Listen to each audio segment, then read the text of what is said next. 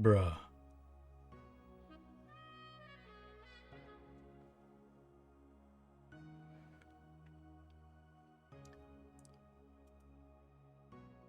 Hello, gamers.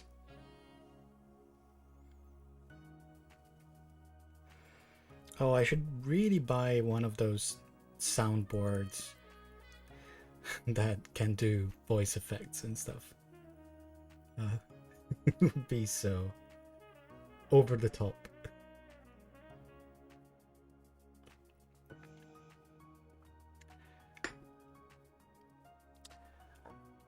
Hey, Sarbushi. Saptarshi. How's it spelled? Saptarshi. I guess. I'm terrible at reading nicknames. I'm sorry. I will always butcher them. Oh. How is everyone? On this fine Friday afternoon for me.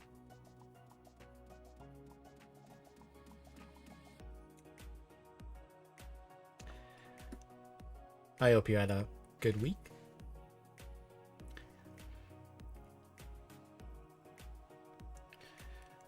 I'm actually looking forward to the weekend because tomorrow there's going to be FOSDEM online this time, and there's going to be the GNOME meetup on our streaming video platform.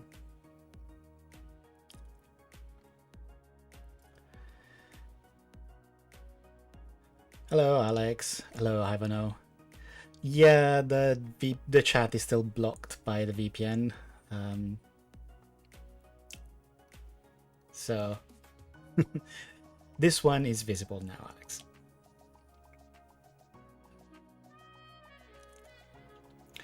But yeah, tomorrow there's going to be the GNOME social event at FOSDEM, so I hope everyone will join.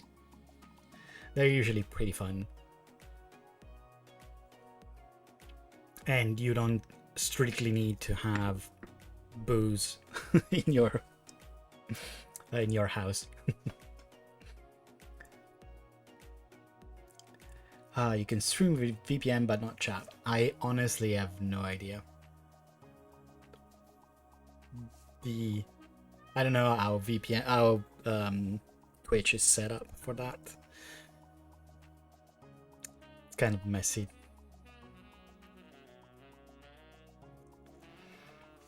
To be fair, most of my VPNs are really well.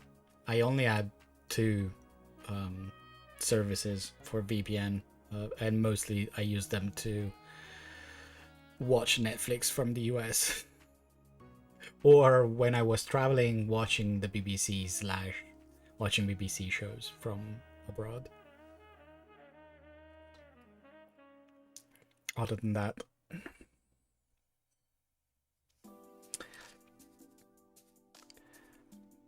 oh, nice festival. Nice to have a festival. Yeah, honestly, it's been so long since I've been to any sort of festival or collective event.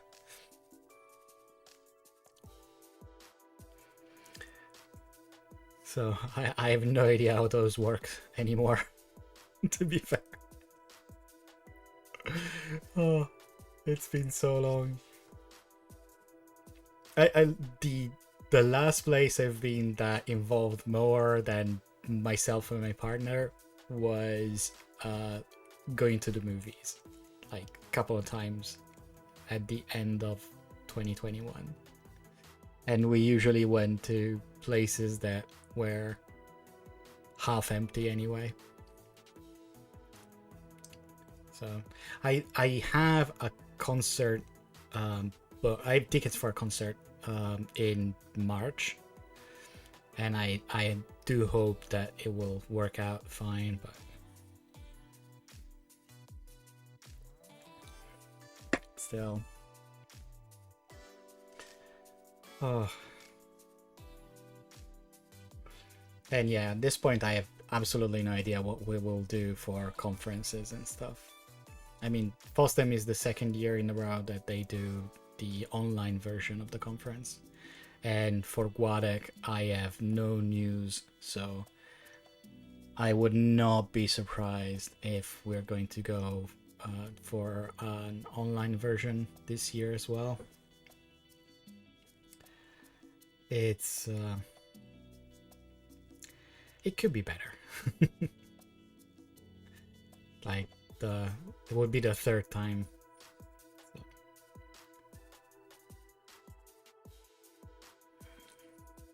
Oh, Indian Valentine's Day tomorrow. Wow. On the 5th. Interesting. It's gonna be not the next one, but the one after that. The 14th, so. It's been a while. Since I've done anything Valentine related. I mean, I would actually like to go out, but going out on Valentine's Day like evening is such a disaster. You have to book in advance, like at the very least a month in advance to find a place in like the nice restaurants, and then you're surrounded by people that are there mostly because of social obligation.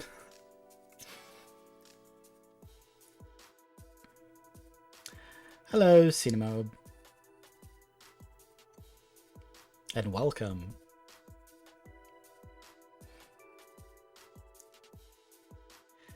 Oh.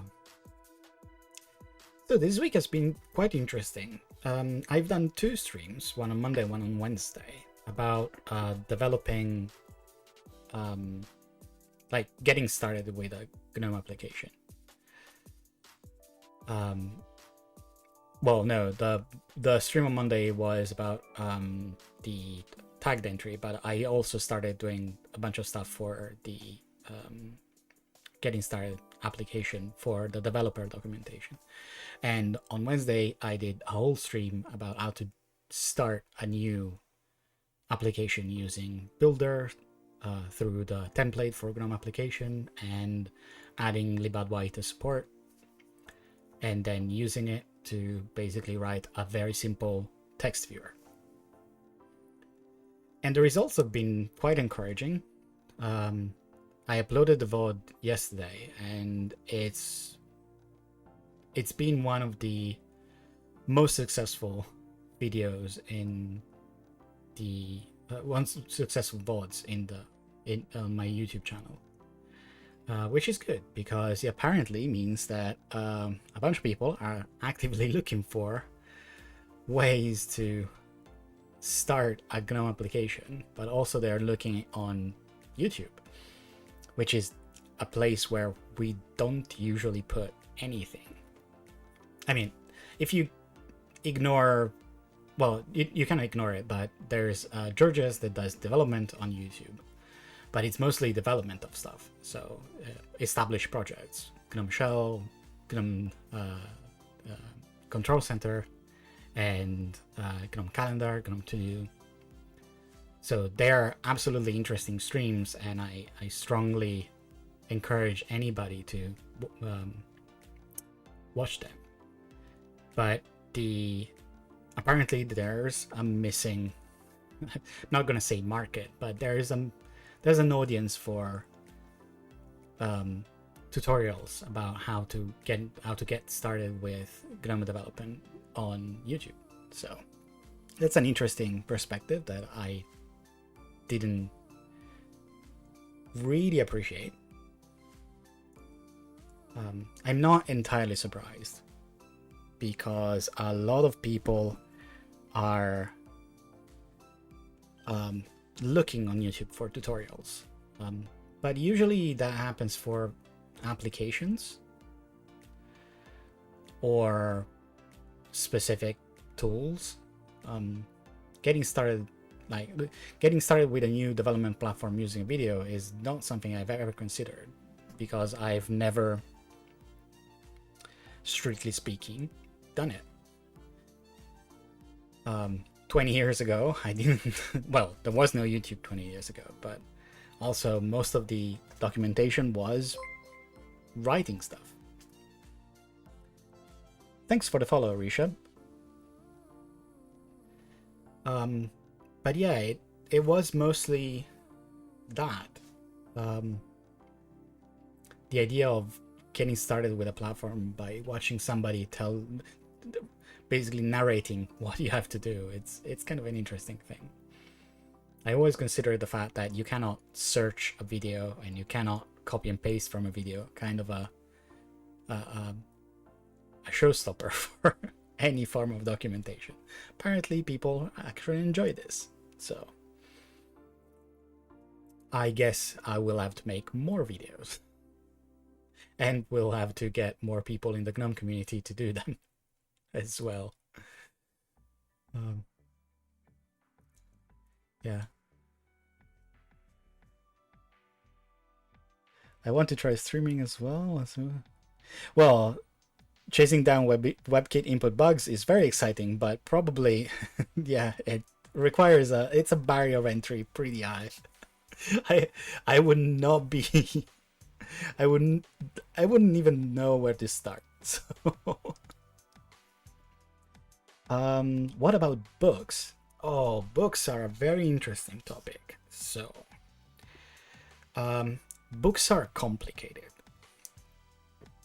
They're complicated for two reasons mainly. The one is the most important one. They usually tend to go out of date pretty quickly in a free and open source software environment.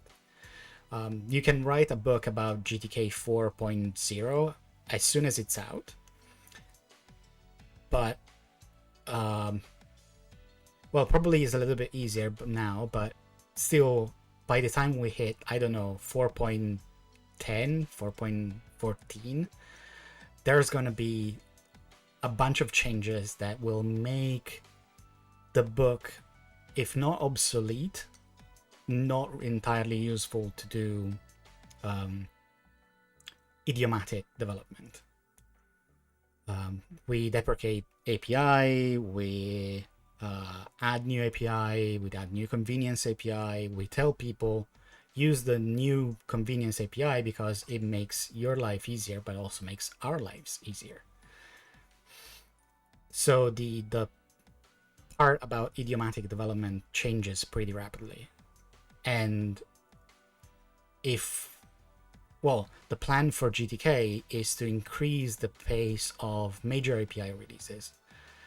So we're not going to wait 10 years to release GTK 5 at this point. We're probably going to wait another couple of years to start development and not take 4 years to finish it. So it's going to...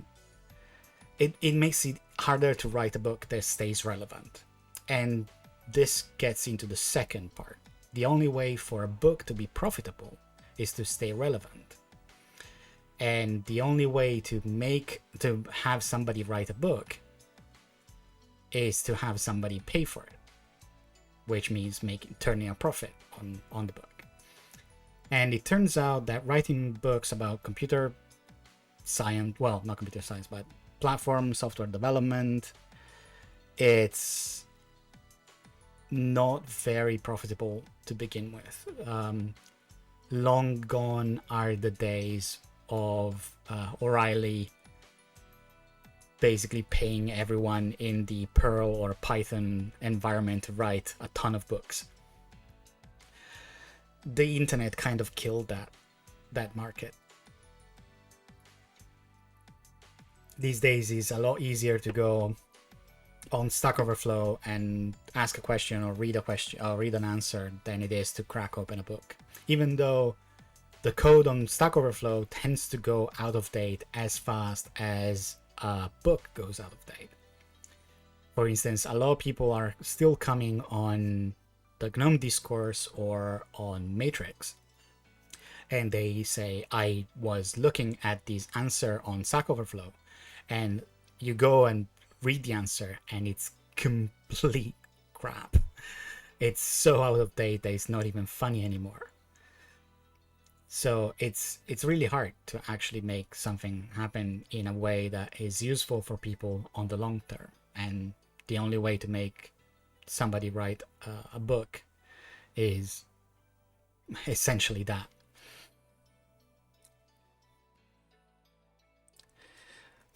Yeah, there's a little bit of latency there. Also because it allows moderation.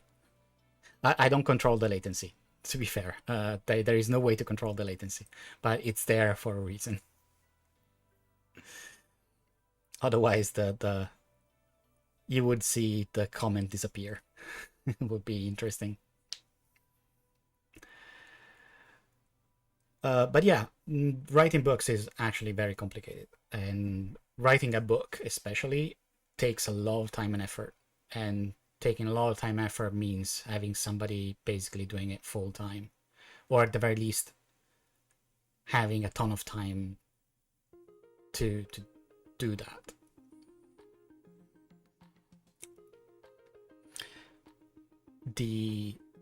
So the last person I know that wrote a book for O'Reilly was Brian D. Foy for the Perl community. He wrote a new Perl 6 book, a Raku's book. And yeah, he had to do an entire Kickstarter for that, which had to succeed in order to take off enough time from his consultant job to have time to write the book. And, still be able to eat. And after that, the book was published, but I have no idea how well it sold, to be honest. It's always a point of contention there. I mean, I'm not even gonna look at, like, I'm gonna even mention possible piracy, people copying and torrenting the book or whatever, because if you really want to read a book about Raku and Perl 6 and all that particular side, you're likely going to buy it. You're not gonna torrent it. It's kind of pointless to torrent it. It's a book for true believers. So if we ever wrote a GTK/GNOME group book, piracy would be the last of our problems, but it would probably not be very profitable at the very beginning. So the only other option would be to have a community-driven book. Oh, another example of a book that wasn't really profitable was the Mason reference manual / book. UC had to do a pattern that didn't, Indiegogo or whatever, it didn't succeed, even though Mason was blowing up in terms of news coverage, in terms of user coverage. Everyone was like looking at the project as a hot property at that point, and still it couldn't make the baseline for the crowdfunding. He still wrote it and he sold it, and it still didn't gather enough didn't get enough money to justify its existence, which is unfortunate because the Mason book was really good. And yeah, well, you can start forest fires. I don't think so, but it's fine. But yeah, basically that's the main problem. The books are not really profitable these days. And it would be nice if they were, but sadly. It's not 20 years ago when Havoc Pennington wrote the GTK and GNOME application development book.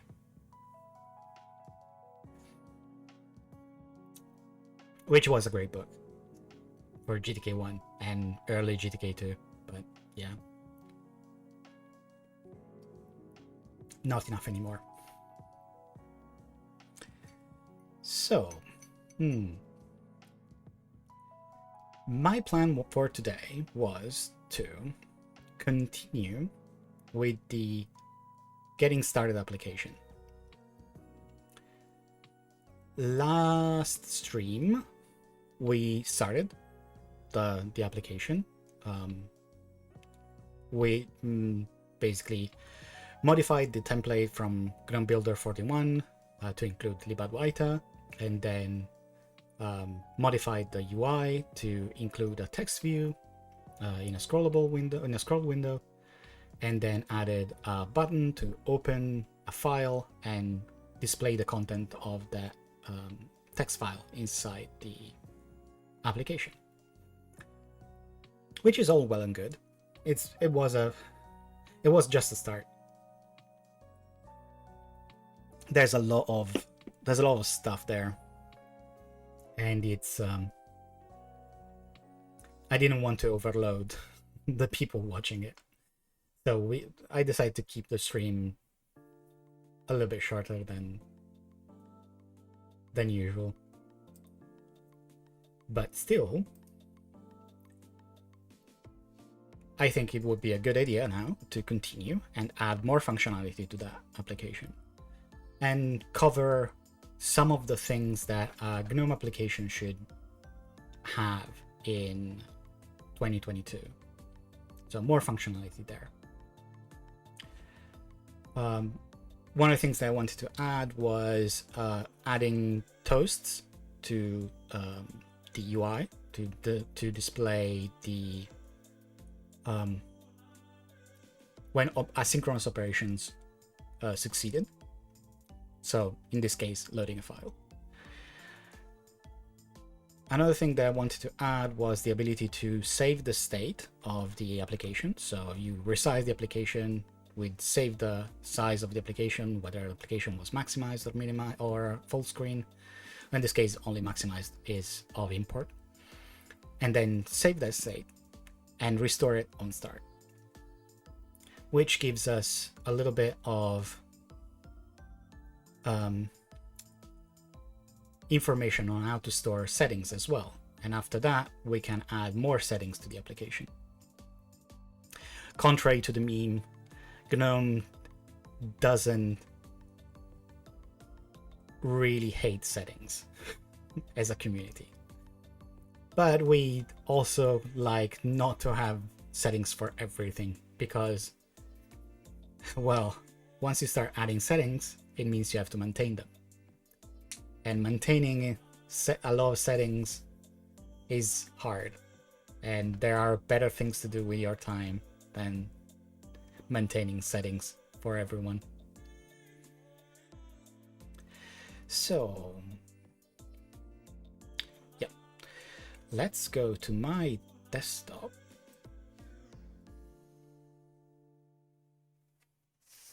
And see. Okay, this is our UI file. There are a bunch of files open here, but we care mostly about these for the time being. This is our UI definition file for our application. So we have our scroll window here with a text view inside. So let's build it.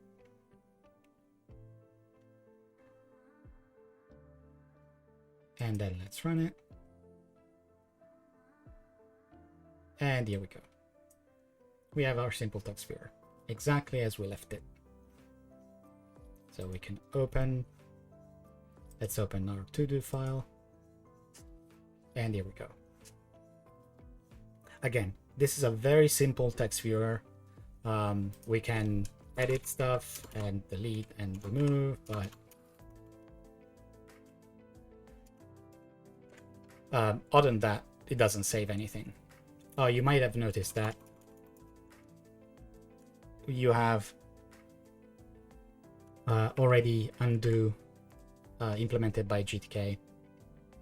So it's another thing that you don't have to care about whenever you decide to start writing an application. So let's close this. GNOME has same defaults, and that's probably why I use it the most. Yes, we try to... It's one of the foundational aspects of GNOME. It's been that way since 2000, essentially, before GNOME 2. Well, around the time where GNOME 2 was being developed. The overall idea is that every preference has a cost, and if every preference has a cost, then defaults matter more than having a preference at all, because then it becomes an entirely economical subject. You have a finite amount of human resources, so the maintainer time, and if every preference is a cost, the more preference you had, then the less time you have for doing anything else. So fixing bugs, adding new features. At that point, you have to decide whether or not something has to be a preference or not. And even if there's a preference, at that point you will have to decide what kind of default it should have. Oh, right enough. You can follow much day. Your daughter kidnapped you. It's fine. It's fine. Yeah, I'm not sure I can compete in any way. I shouldn't compete at all, but also I honestly cannot. And again, there's another reason why I put my stream VODs on YouTube, because then people can watch them within their own time and available spare time. Okay, so right, toasts. A toast, if you don't know about it, it's one of the new patterns inside the human interface guidelines. It's not entirely new. We've had what they were called in-app notifications since, I think, early GNOME 3. Probably 3.4, 3.6. I honestly don't remember, but it's been a while. But they were an addition from a separate library called libgd, which was the foundational library for GNOME documents. And if you don't know what GNOME documents is, then it doesn't matter. It doesn't exist anymore.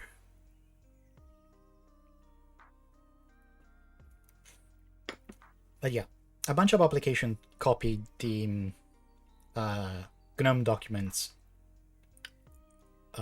patterns there, and one of them was in-app notification, mostly to replace info bars. An info bar, you might notice it, is like this. It's a widget part of GTK. And it's a lot more... It's a lot more static. It's kind of a replacement not for notification, but it's mostly a replacement for a dialogue that asks you to do something about something. So instead of popping up a dialogue, in a lot of cases you can actually pop up an info bar inside your own application. But if you just want to notify the user and you don't want to pop up a system notification, then in-app notifications are a lot better, because they're transient, they go away by themselves, and they do not necessarily need some user interaction. It's just a notification. Pops up. If you notice it's fine, then pops down. And you can see here an example of a simple one. In this case, it even allows you to undo the operation you've just done, but otherwise it doesn't strictly need an action there. And these days, since we have libadwaita, we don't actually have to use a copy-paste library like libgd, and instead we can use a proper API. So how do toasts work? The reason why they're called toast, I think it's because the Android API calls them toasts. I honestly have no idea. Adwaita in-app notification was kind of a weird name. And there is already a notification API in G application, which kind of makes the entire thing a little bit confusing. So I think, yeah. Oh yeah, Windows too. Yeah, everything else was weird. There are many actual names that you can use. So the way you do it, the way you add a toast, is you have to add an overlay to the your widget tree. The name in toast, like a pop-up toast, like toast from a toaster. Yes, that's a good point. Yeah. So you have to add the overlay to your application. You cannot just pop up a toast on an existing application window. You have to be able to tell it to do so. So in order to do that, we have to pack our scrolled window inside that overlay. So to do that, we have to do this. We have to create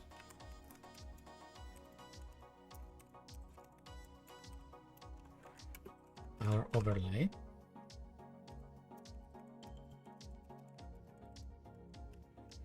Here.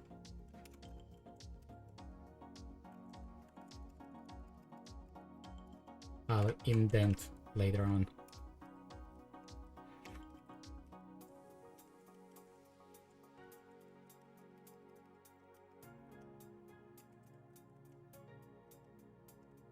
Okay.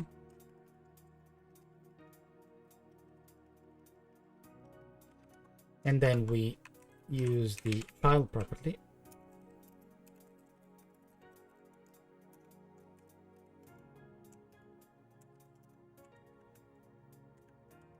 Here. Here.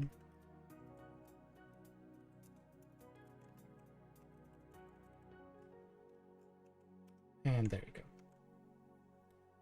So what we've done is take the existing contents of the window, and instead of adding it, instead of having it as a direct child of the application window,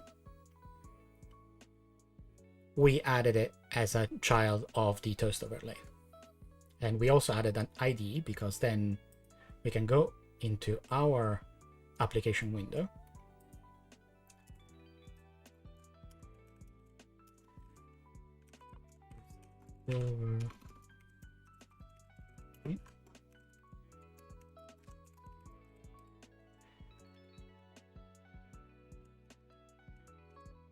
And add it and bind the child to our class.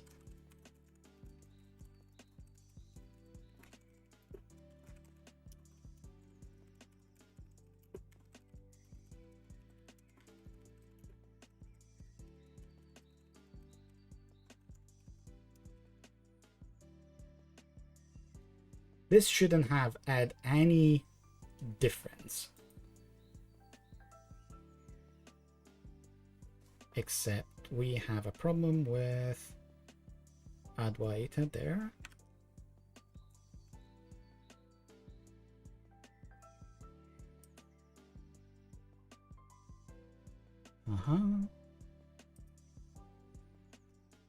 It should work fine.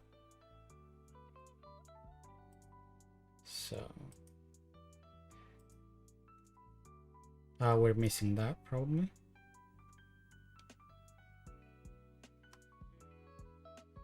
Let's see.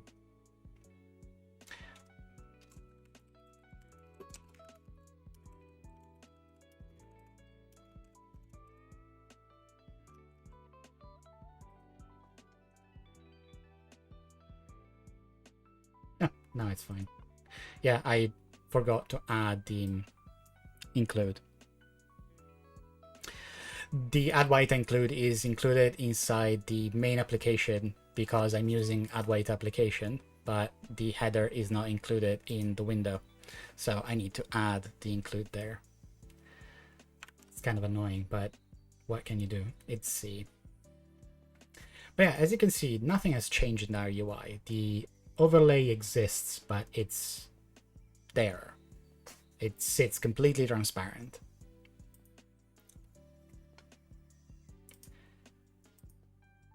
But now we can do this.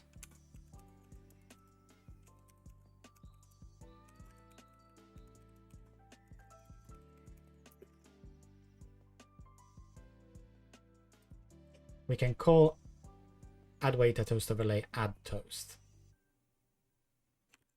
We have to create a toast, of course, but toast overlay.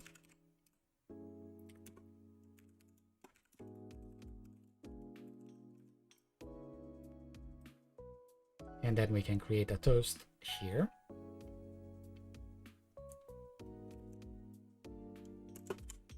And call it.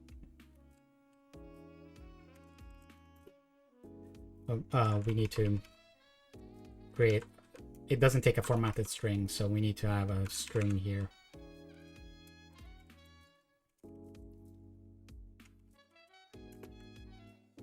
Yeah. So we create a string here with a format.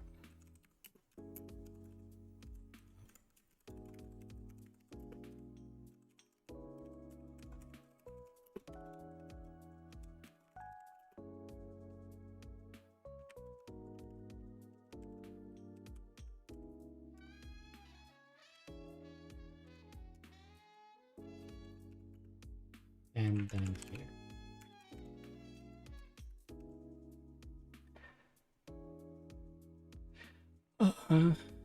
Do you have NVIDIA running on Wayland? I have NVIDIA running, but not on Wayland. I'm using X11 right now. The driver I have is not the latest version, so the Wayland support is nah. I'm also, and I'm not entirely sure I want to try and do streaming with OBS and NVIDIA on Wayland because it's always kind of blah. But yeah, I'm using NVIDIA. And to be fair, so this is something I found out only yesterday. I used to use Ubuntu on this machine, and the and Ubuntu comes with the NVIDIA driver automatically. So I was using them for a while. And then I switched from Ubuntu to Fedora Silverblue. And I thought Fedora Silverblue already enables the third-party repositories. So I thought it would automatically install the NVIDIA drivers as well. And I thought that's fine. That's going to be fine. And I installed Fedora Silverblue and it worked perfectly fine.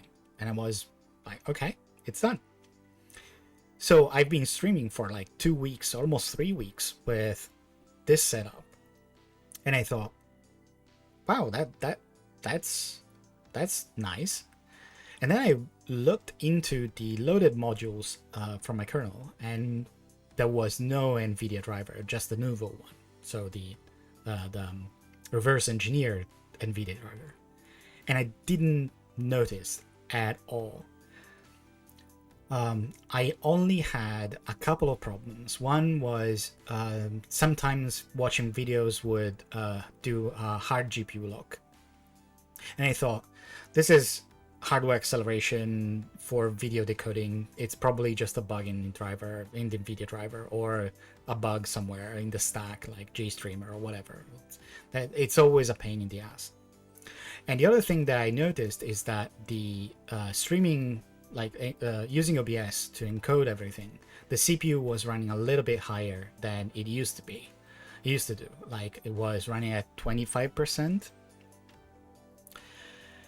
And I realized that I was running on the Nouveau driver. I wasn't running on the NVIDIA binary one. So honestly, kudos to the Nouveau driver developers because they've done an amazing job. I literally did not notice the difference between my Fedora installation and the Ubuntu installation that we're using the binary drivers. So honestly, great job. Of course, now I have the NVIDIA binary drivers, mostly because the CPU can run a little bit, can run a little less order. And the other thing is now my GPU doesn't hard lock every time, every once in a while when I'm watching a video.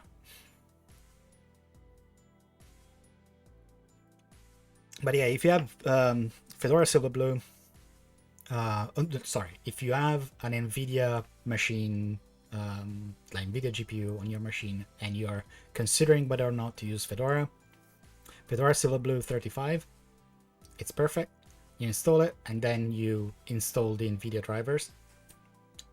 It's done in a matter of minutes. Reboot, and it works perfectly fine. So, honestly, I'm well impressed. And if you don't have any special need, like if you don't play super complicated games or if you don't do streaming like I do, then the Nouveau drivers have improved massively in the past, I don't know, 10 years. So honestly, it's great.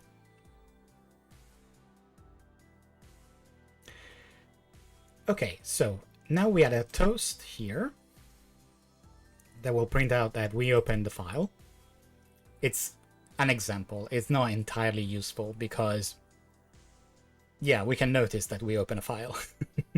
The file has changed. The content of the window has changed. But I wanted to make a simple example here. So the build should succeed, and then we run it.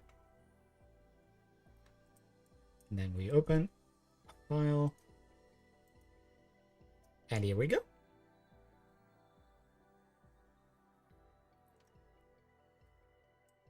And notification goes away by itself.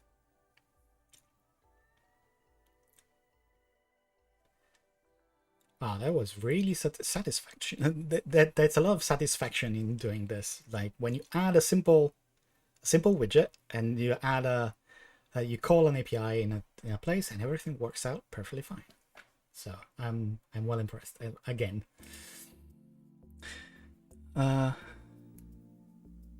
Fedora is like Pixel and GNOME is like stock Android.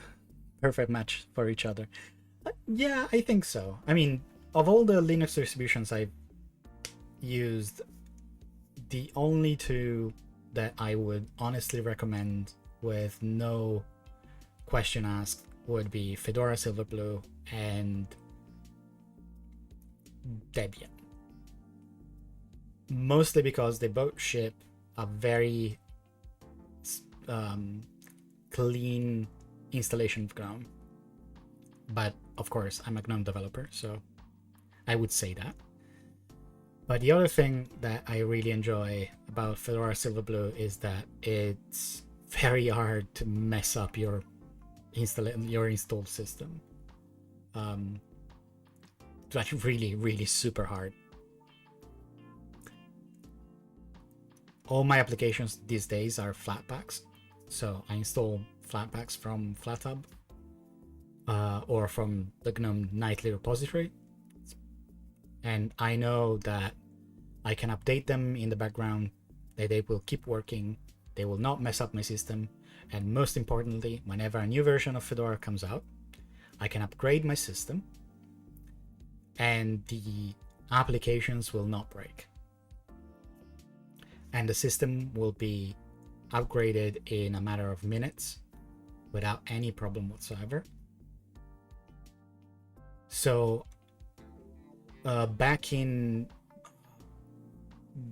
5-6 years ago, I used to run like Fedora mainline for the desktop, and I used to upgrade as soon as the distribution entered the late alpha, early beta stage, because A, I wanted the new version of GNOME, and B, I also wanted to keep the delta between my current installation and the next version as little as possible. These days, sometimes I run, like, I wait until Fedora is actually released as a stable release before I upgrade, because I know that the upgrade will be mostly painless and all my applications will keep working. So I can live with a later upgrade. So I unreservedly recommend Fedora Silverblue to anybody who wants to try out Linux. The only problem that it used to exist is that installing some closed source stuff is hard on Fedora.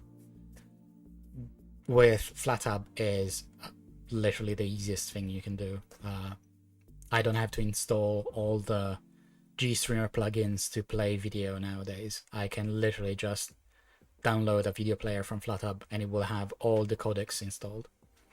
The other thing is I can install Firefox from FlatHub as well, and it will play all the media codecs, and it will connect to I don't know, Netflix or whatever other service, because it's all signed by Mozilla.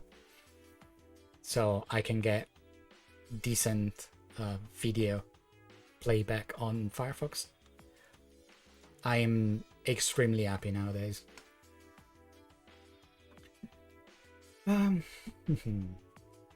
Okay, so we added a toast there. Another way to use the toasts, and I think it's a little bit more useful in this case, is actually to use them as part of the error reporting mechanism. So, like doing this.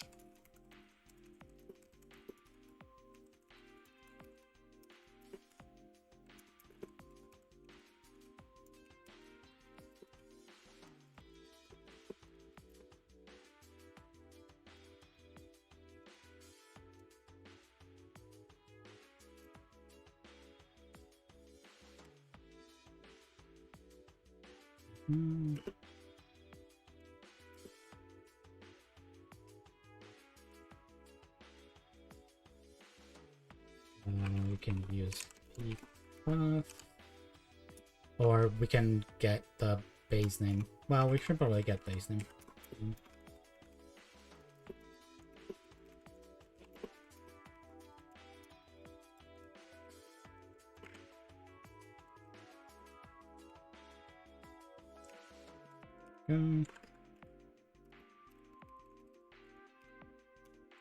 We print out the error, like the full error there, but we also add a toast for the error.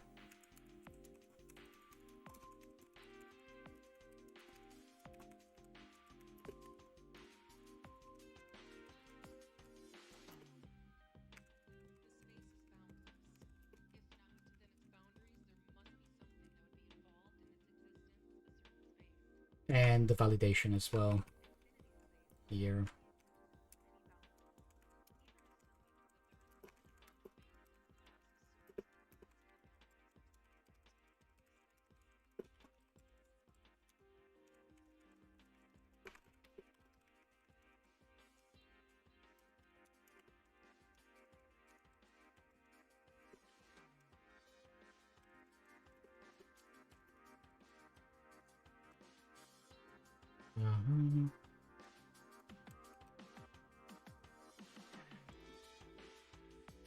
Well,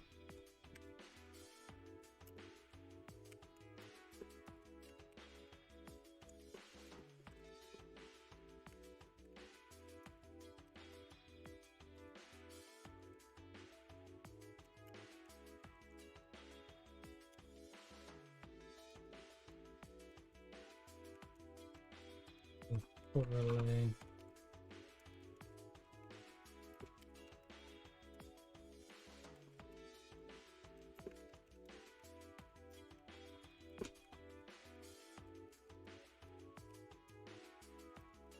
And it's so we use this also for error reporting.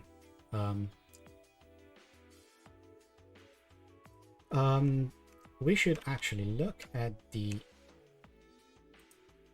human interface guidelines, because each toast should have a short and simple title, and that's fine. Toast shouldn't always include a button, only include one if it's directly relevant to the message that's being communicated and will be generally useful. So, okay. And toast titles should have the informal heading style. An informal heading style is sentence capitalization. Sentence capitalization means that the first word has the first letter capitalized and nothing else, which is fine because now we have this. Oh, hi Georges, welcome. I do wonder if iterators new should have new with format constructor, so you basically pass a formatted string, a C formatted string. It's not going to be useful for the bindings, but might be useful for C developers. After all the C constructor, like this, add iterators new or add iterators overlay new, every time you find a function in C that it's called new with something or new for something, those are always C convenience API. They are not useful for bindings. Bindings nominally will use the gobject_new API internally when creating new instances, so they will not call the C API like this. So in Python, if you do adwaita.toast, it will not call this function. It will call the generic gobject constructor. So whenever you write a C API that uses gobject and you add this kind of constructor, those are mainly for C developers. So they can have some convenience for C developers. The only thing you have to be careful with, and the only thing that is mandatory, is that every time you write a constructor, you write a class, you have to ensure that calling gobject_new with that type works exactly as it would for any other constructor. So you have to have a valid instance at the very end. It's a common case to format string there. Open an issue. I will open an issue. I will maybe open a merge request as well. So it's just something that crosses my mind whenever I start using an API. I notice something that could be a convenience or anything. Just something that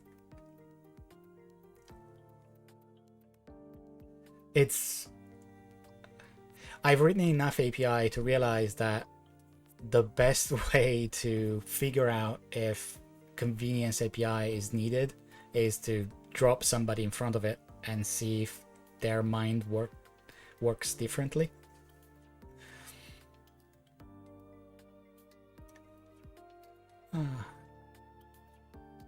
Anyway. So we added an overlay for success and we added 2 overlays for failure. I think this is a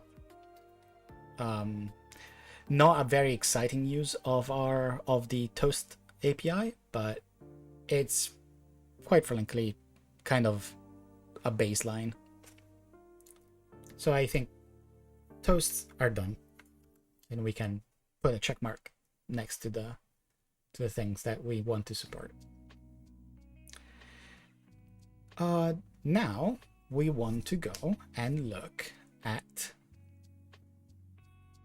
the state saving for GTK applications. So whenever we where is it? Oh yeah, that was dumb on me. Just bear with me for a second. When I do this,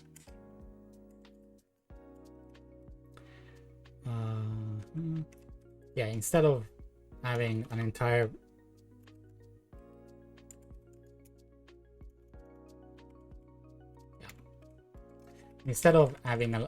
an entire variable there, we are going to just add an argument. It will generate a warning, but we can cast it away later. So yeah, let's cast it here.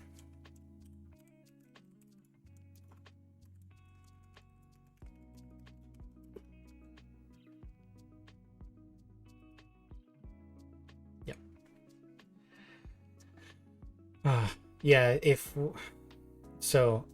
you don't want to cast it, the arguments have to be precise. So the source object is a G object, the async result, and then a G pointer user data.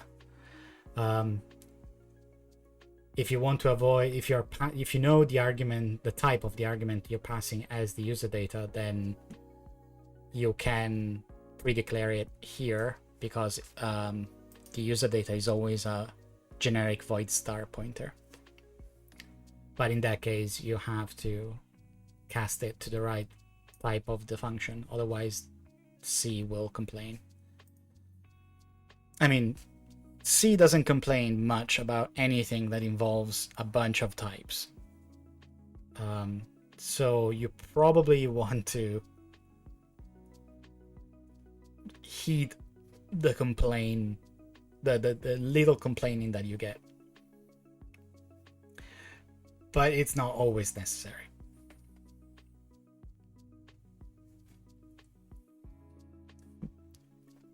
As everyone knows, C is a type-safe program. It's a type-safe programming language, as long as all your types are integers.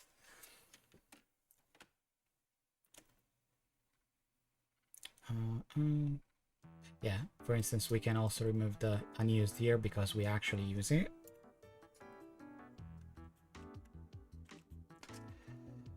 This one we don't use, so we can simply mark it as unused.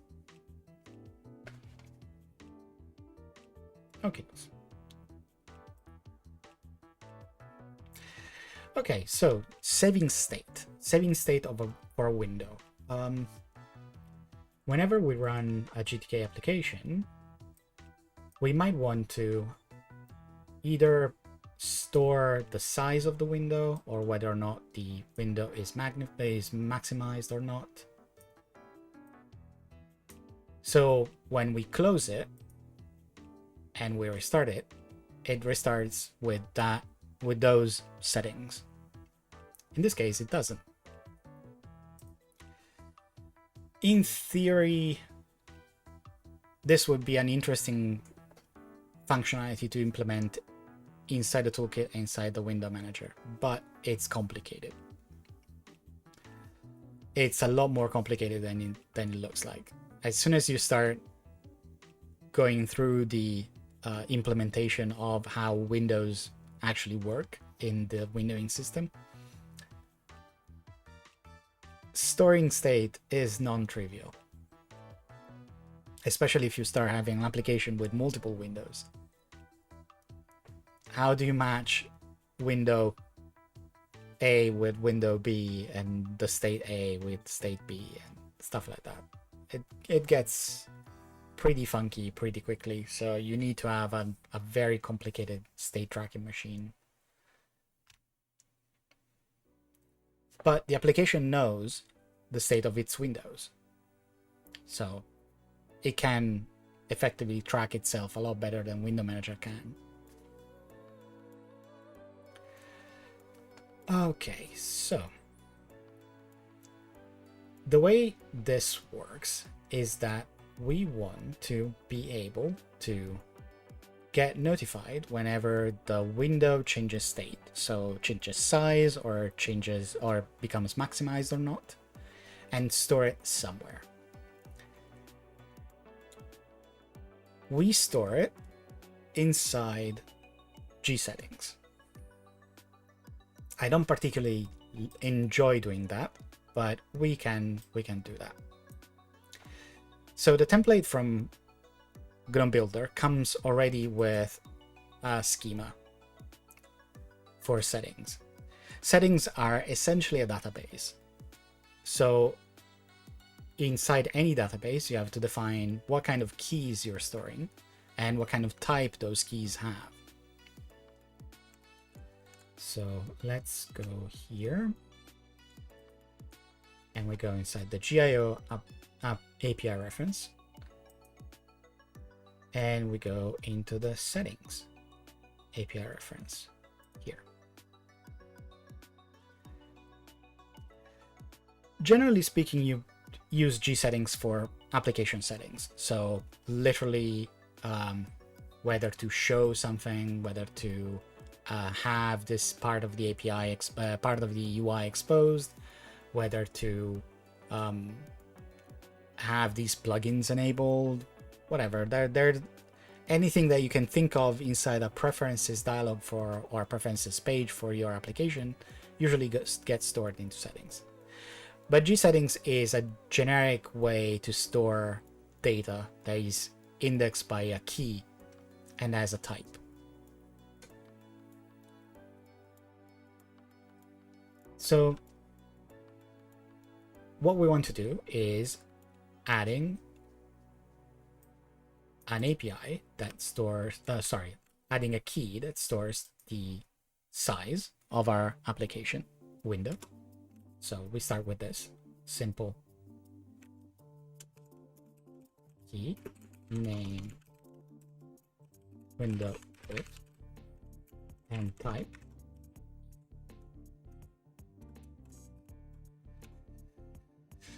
We give it a name, window width, and a type. The type is a G-variant type. We are going way into the weeds here, but to make it really, like, make a long story short, G-variant is a way to serialize and deserialize data. So every type in G-variant has a type annotation that says this is an integer, this is a string, this is a structure of 4 integer types, 2 strings, and 1 boolean, for instance, like complications. Or this is a dictionary of values that are indexed by string. This is an array of bytes. It doesn't really matter. If it can be described through the G-variant type, then it can be serialized and then deserialized. So it can be stored and then loaded.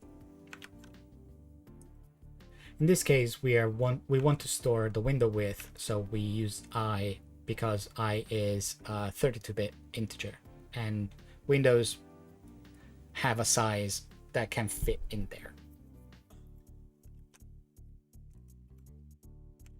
And then we add a default of let's say 600, and we do the same for the window height.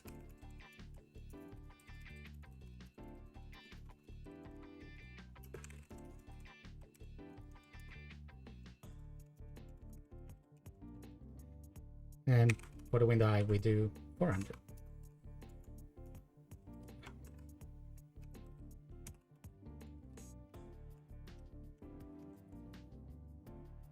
So we have 2 keys here. Then we can add a key for whether or not the window is maximized.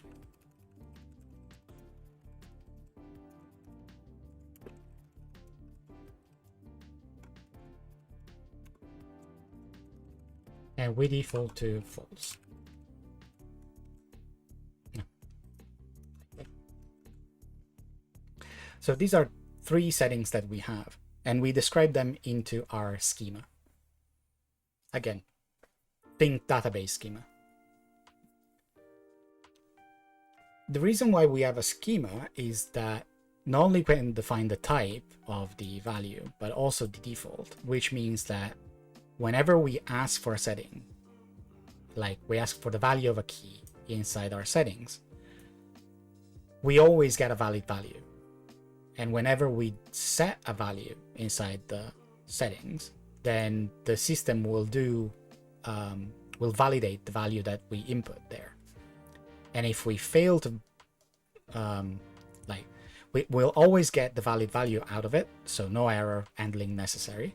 But whenever we set a value there, the system will validate it. And if we fail, we pass the wrong type of data, the system will error out and will tell us you're passing the wrong value.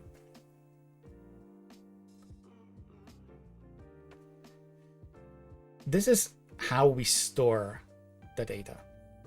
But how do we, well, this is what we're going to store, the data we're going to store. How do we store it and how do we load it? For that, we have to go into the window. And we have to, first of all, add a gsettings object inside our instance structure. And we initialize it inside the instance initialization function.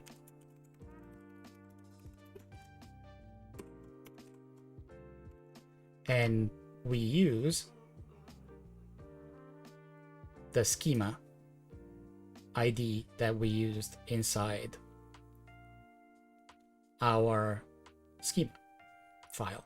So com example text viewer.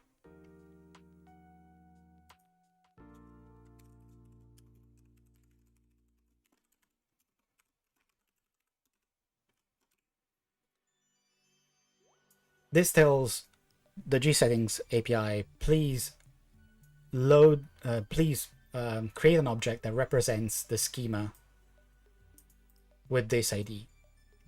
All the schema for every application and the system, so a system as well, are installed inside your system. Or in case of Flatpak application like we are doing, they will be installed inside the sandbox. There is a compilation step, but we don't really care about that, and GNOME Builder will set up the build system to do that for you. So since we add it here, we also need to get rid of it, and we need to do that here.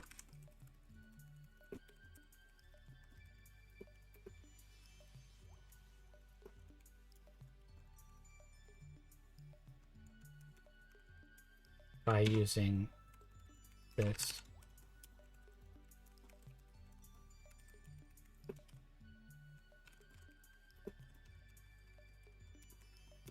We need to basically do the exact opposite of allocating or creating a new instance. We need to get rid of that instance. So in order to do that, we use the dispose virtual function of gobject. So object class dispose text here in the dispose.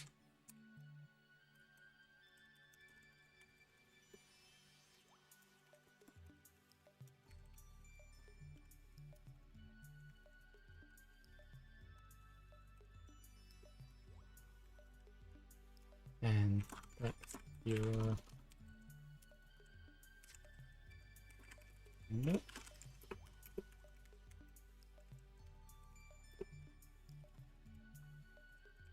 So this is a little bit of gobject gobbledygook. It's whenever you create an instance, you also have to, and you associate data with that object instance, you also have a way, you need a way to free the memory that is associated with that instance. And in order to do that, you have at your disposal the dispose and finalize virtual functions on GObject. It's kind of complicated, but dispose should be used for all the data that you acquire during the lifetime of the object, and then finalize should be used for all the data that you own by yourself. So in this case, we should not be using dispose at all, we should be using finalize, but dispose is exactly the same.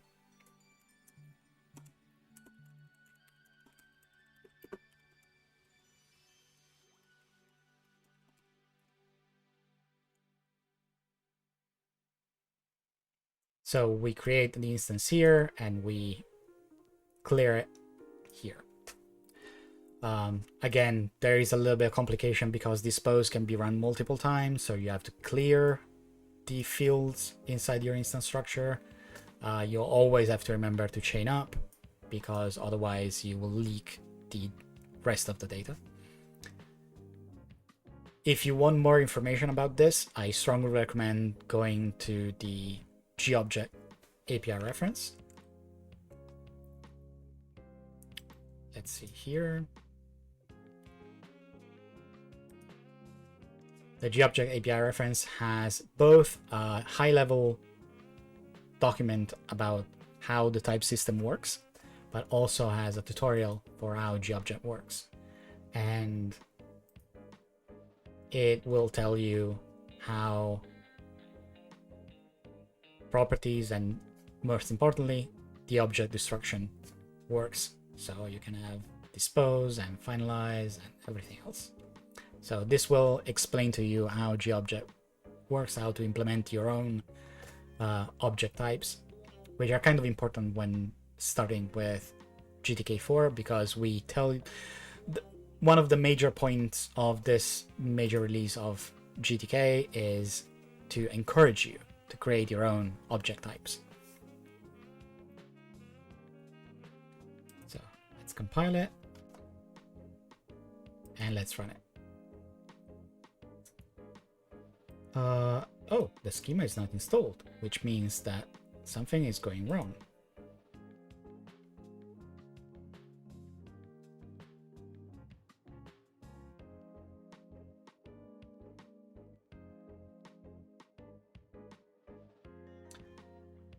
What's happening here?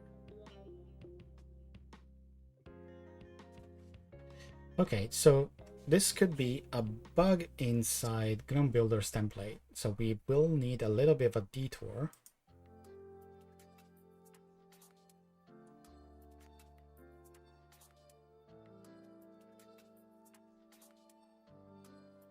Okay.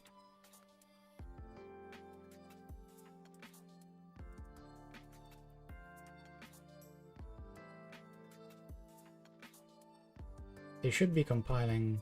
So, as I was saying before, the schemas are installed inside your system. They're not installed as XML, well, they're also installed as XML files, but mostly the main thing they do is they are compiled down. All the XML files get compiled into machine readable version that is more efficient than plain XML. And again, these are schemas, they don't contain data, they only contain the description of the data.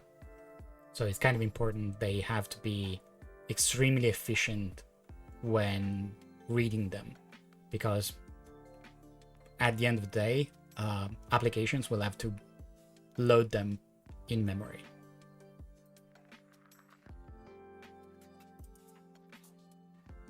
So whenever we install our application, we need to compile the schemas into that binary format. And we did this with Mason here as a post-installation script. We are also installing it, but apparently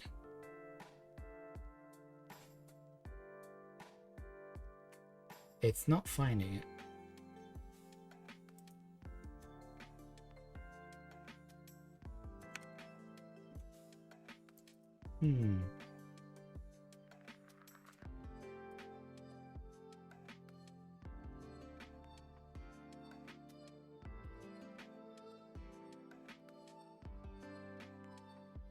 Did I typo it?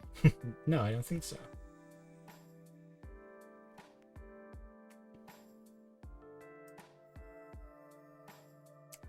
So maybe it's not... GNOME Builder is not finding the schema. This could be a bug inside the GNOME Builder template that hasn't been noticed until now.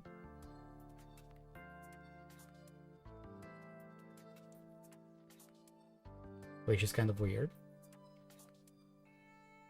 but possible. So yeah, we installed the schema. You need to install... No,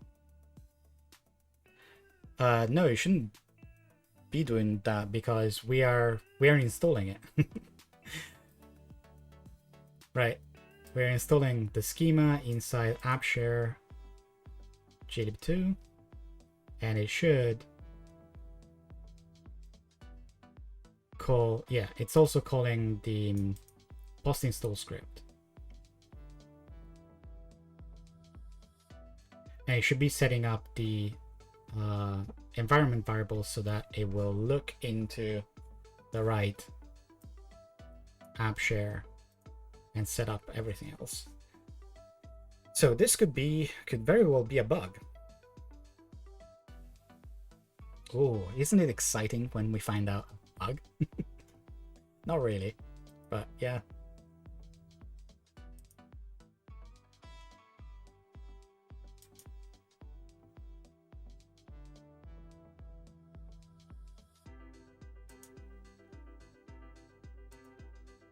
Yep, yep.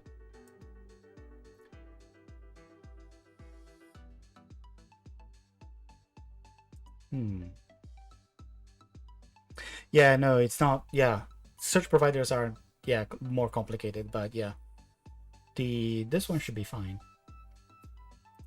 Oh, this is disappointing. And we don't have the GNOME Builder developers here. Oh. So...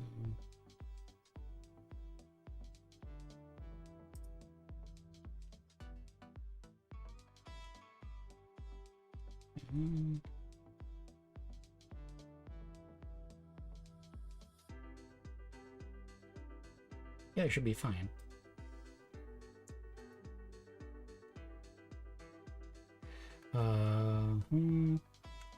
Let's see one thing.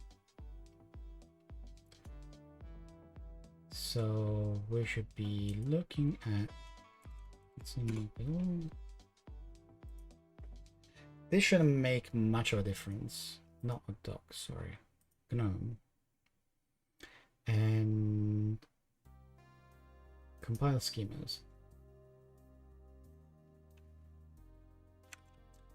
We run it inside this directory.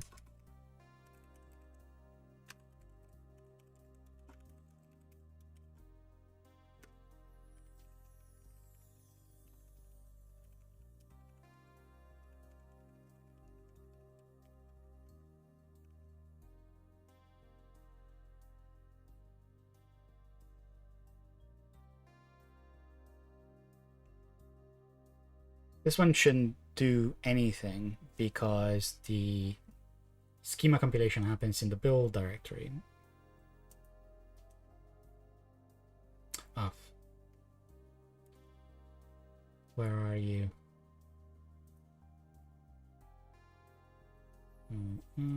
Let's build.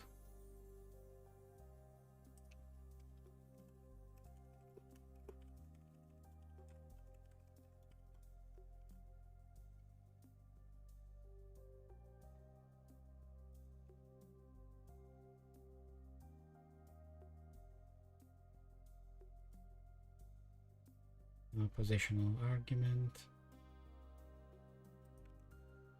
And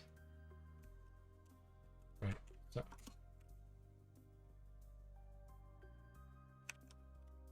okay.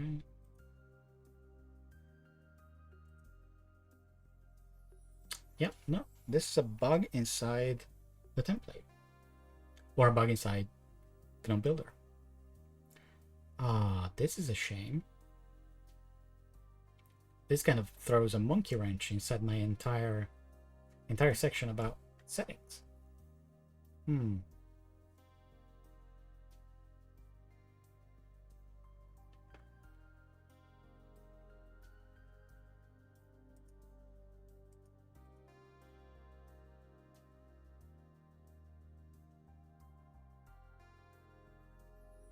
Could be a bug of the stable version that I have.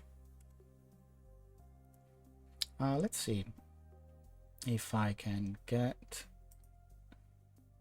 somebody from the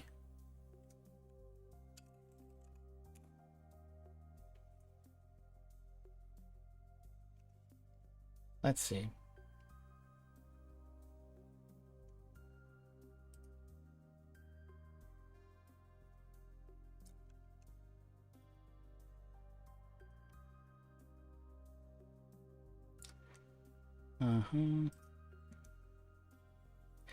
Let's see if I can get the if there are already bugs about this in the issue tracker.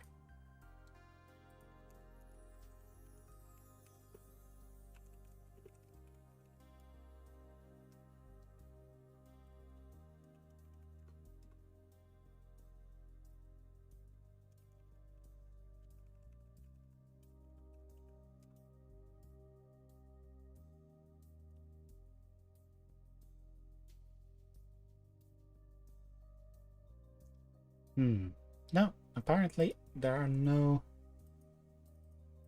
cases of this. Okay.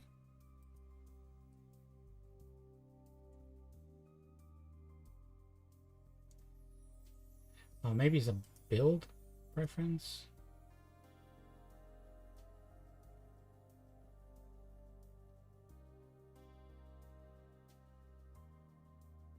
Okay. No, this one should be running everything inside the installation prefix using the manifest.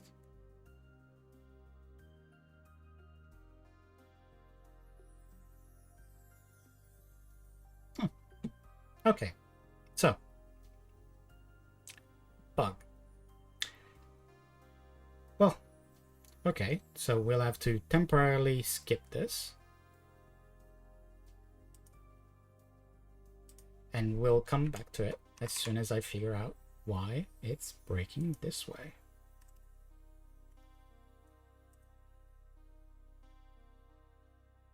Yeah, no, that's unused. Okay, so now it's working. Okay, this is a bad thing. This is a bad thing because, well, not for me particularly, but it's a bad thing because it's supposed to be ready for use, and ready for use means being able to add a setting key and have it work. And if it doesn't work, then that's a bug. Yes, because it's supposed to be working. Well, it's not only supposed to be working, but it's also supposed to be to not require any additional intervention from the developer. It should be already set up so that everything it's not everything works, but everything is ready to be updated. We got what we paid for. Yes. I'll make sure to ask Christian for my money back.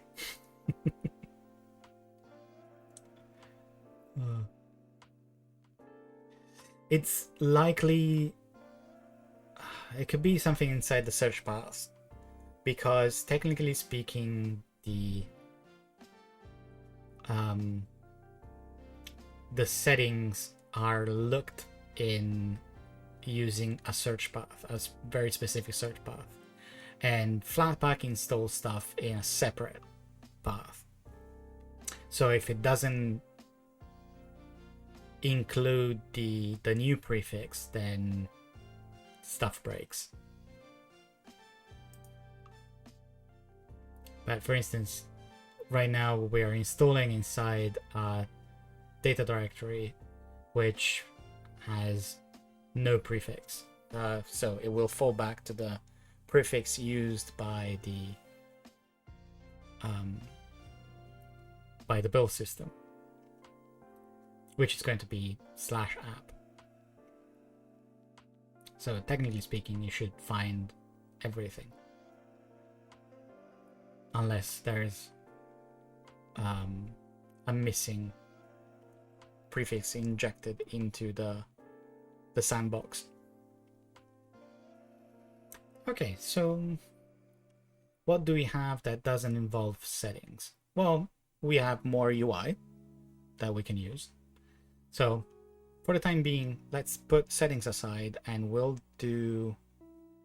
add more settings whenever I figure out what's happening. Maybe on Monday at this point. But I mean, this is not going to be the very last stream about this small application. So it would be a lot easier if setting schemas were compiled into G-resources and shipped alongside with the application. Mostly because we don't need other applications to poke into the settings for our application. Sadly, that functionality does not exist at the moment. It's complicated, but it should be doable, and maybe in the next cycle of GNOME development, we'll try to add that functionality into G settings, being able to load from a resource. Because again, loading from resources are compiled into the application, which means that there are no additional files installed anywhere. So, right. So what we wanted to do was also, for a new bit of UI, adding the little indicator on the header bar about the position of the cursor. So just like in GNOME text editor, if you can notice here, there's a little bit of there's a little label with the line and column of the cursor. And we can do pretty much the same thing. So in order to do that, we want to add it near the GTK menu button for the main application menu. So we add a new child.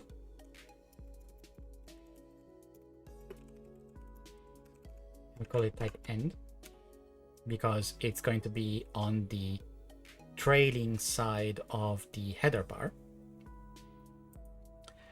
which is the end side in left to right text direction. So we're going to add an object that's going to be a label, and we are calling it cursor pause.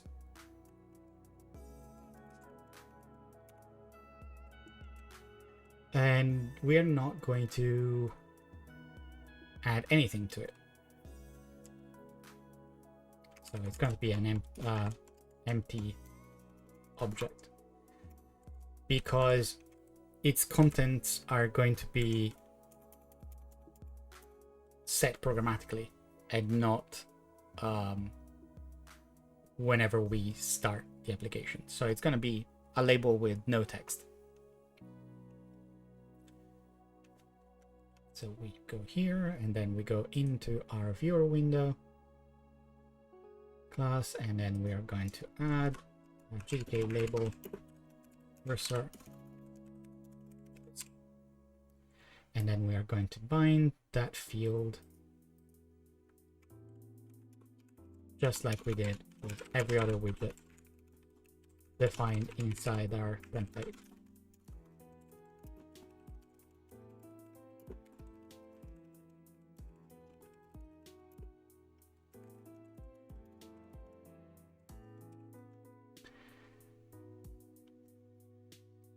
So how do we update a label with the value, the cursor position inside the text view? Well, text view, let's go here. There we go. Let's go text view. A text view has signals for a bunch of stuff. And one of them, let's go. Let's collapse a couple of sections. We don't care about properties, we care about signals. So whenever we move the cursor, the what is it? Yeah. So there are a couple of signals there. One is the move cursor signal. The move cursor signal, though, is an action signal. Action signals are signals that can be emitted by anybody. So you don't have to emit them. The class does not have to emit them.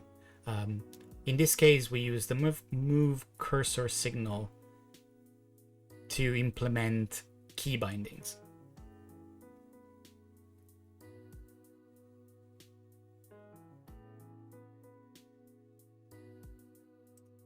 But we should also have properties.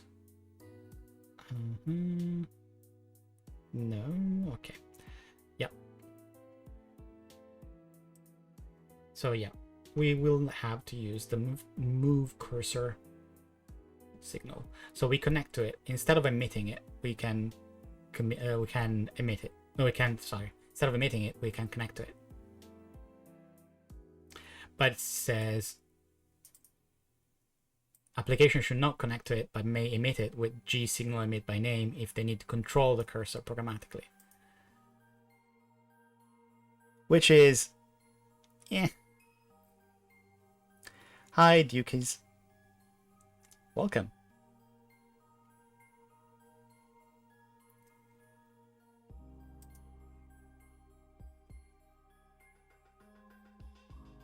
Let's see if we have other options there.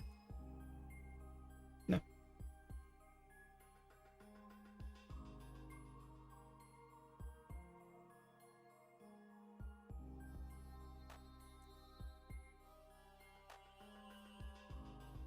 Okay.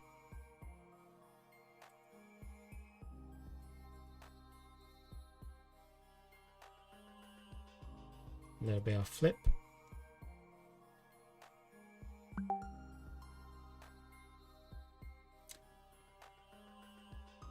Yeah. Yeah, we don't also have anything inside the text buffer.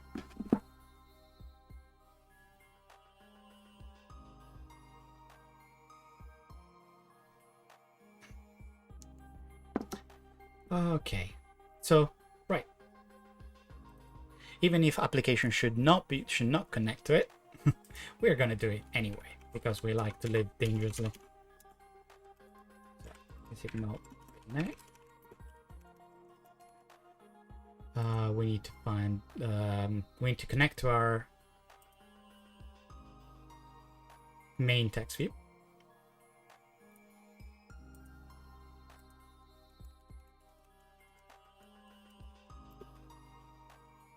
Move cursor.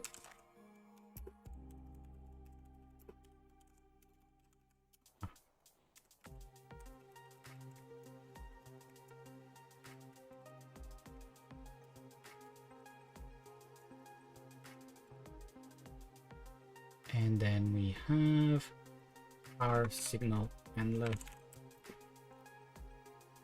that we can look at here. So take this and copy and paste it here.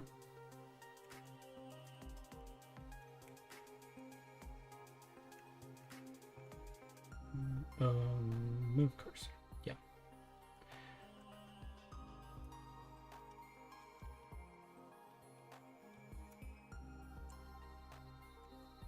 A little bit of coding style tweaks.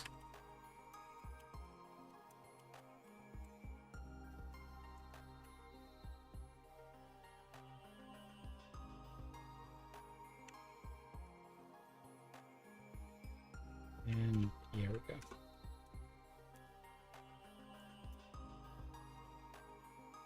Okay, so we are not really interested in the contents of this function. We are interested in the location of the cursor right now. So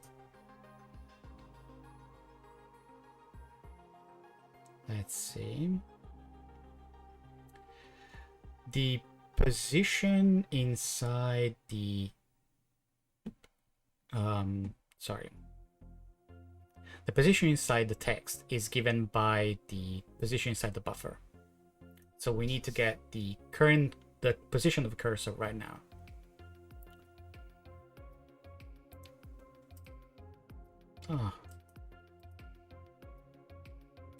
Infrastructure is a little bit wonky. Let me double check if there are. Yeah. Yeah. The sysadmins are doing a couple of things.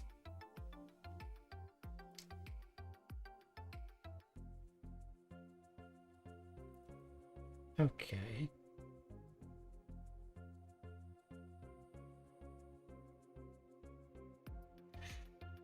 So we need to get the iterator location. No. Essentially, so this is a little bit on the complex side. So whenever you enter text inside the GTK text view, the text view has mark. The mark that it adds is the location of the cursor. So let's see if I can find it inside the documentation. It should really be part of the documentation, but it's kind of this API was added a long time ago. The documentation is spotty in some places.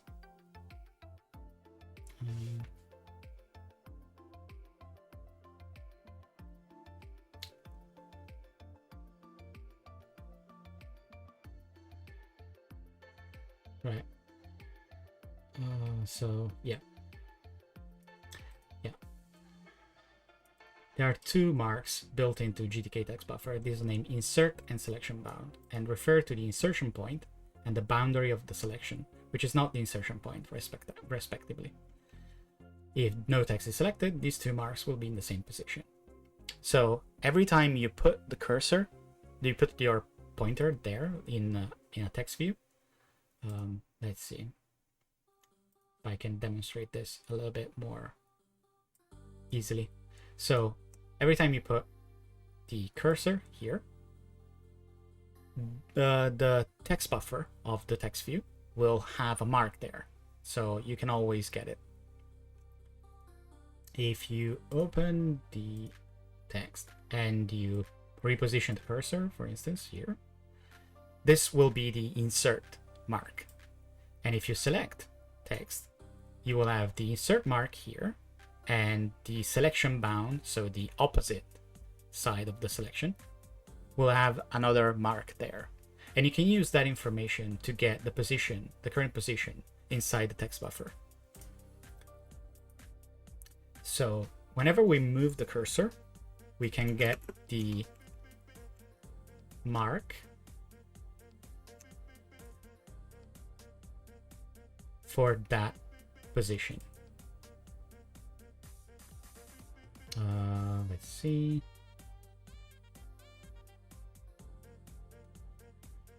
So get mark. So we need to get the mark for the insertion position. First of all, we need to get the text buffer for the text view.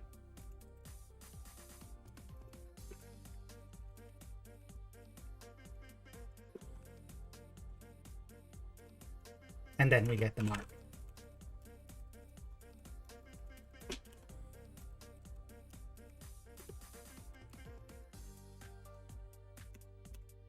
And now, after we get the mark,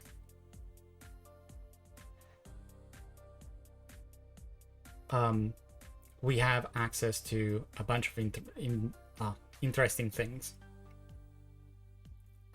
But mostly, we can get the position inside the buffer using a text iterator.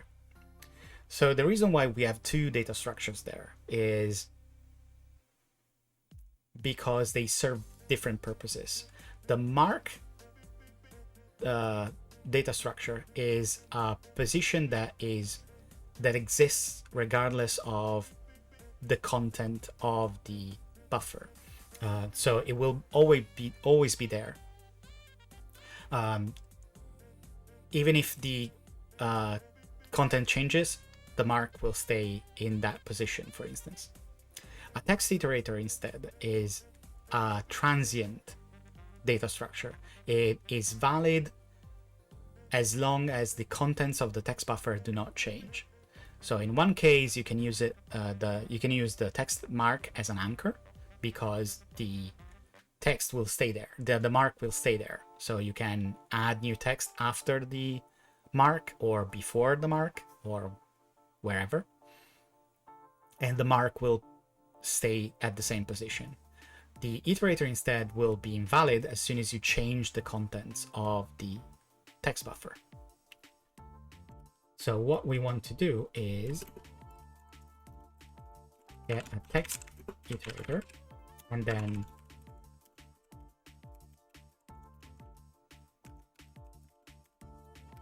call get iter at mark.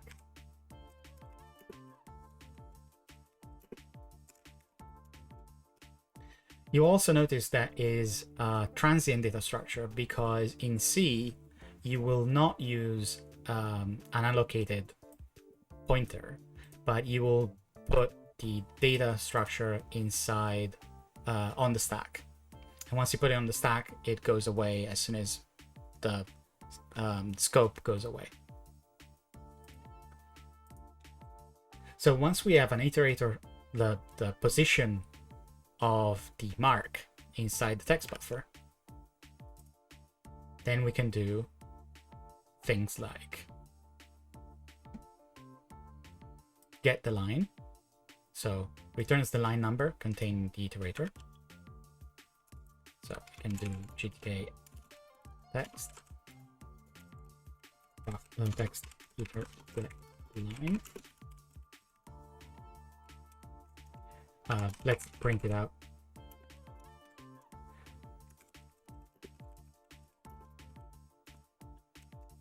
There we go.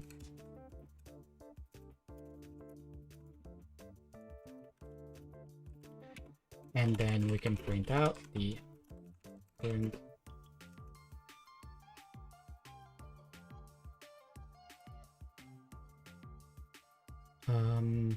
no, we don't want the line index because it gets us bytes.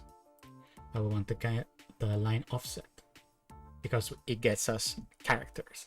So we don't want to know the byte offset inside the line, but we want to know the character offset because people think in characters.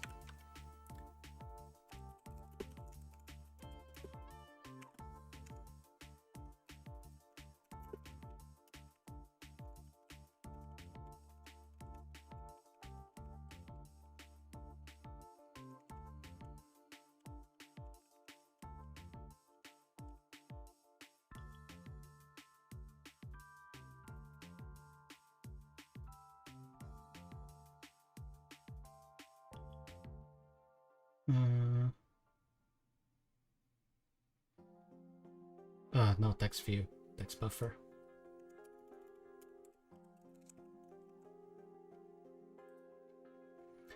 We have a bunch of unused arguments, but it's fine. Okay, let's run it. So we open our file.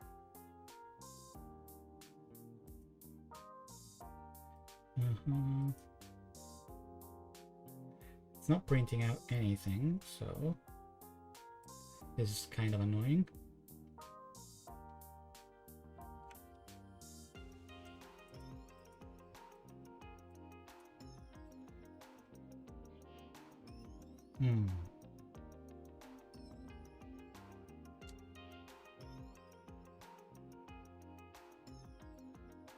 So we probably don't want to have that particular bit. So move cursor doesn't work for us.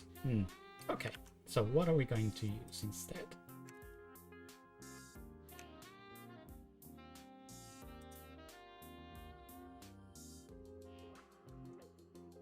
Okay, let's go.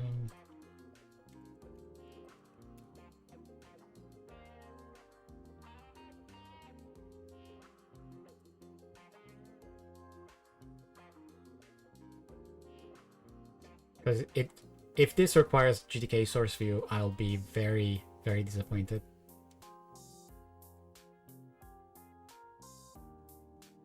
Okay.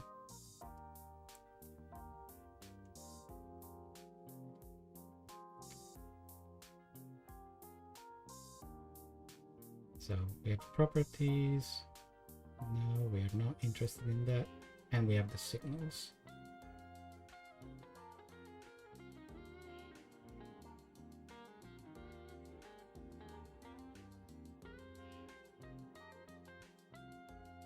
Okay, so it's not going to be on the text view.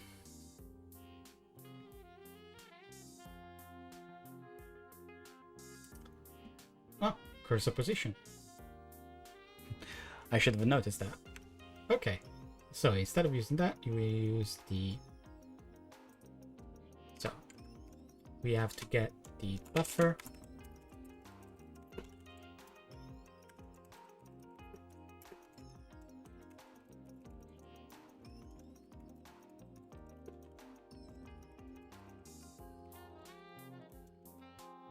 Okay, and instead of connecting to the main text view, we connect to the buffer. And we use notify cursor position.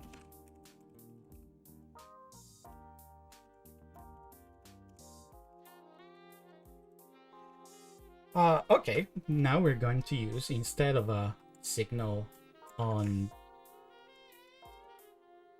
Instead of a complex signal, cursor, we are going to use one of the features of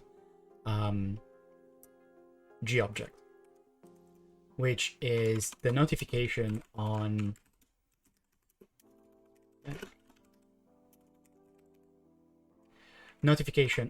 object properties. So whenever a GObject property changes, if it's readable, you will get a notification. So the GObject machinery will tell you, hey, this property has changed. Okay. And it's a fairly powerful mechanism that lets you do things like property bindings. I think we use them in another case, in another example, but yeah, inside the tagged entry example. So property bindings allow you to change a property in response to another property changing. And it's all implemented using the notify signal.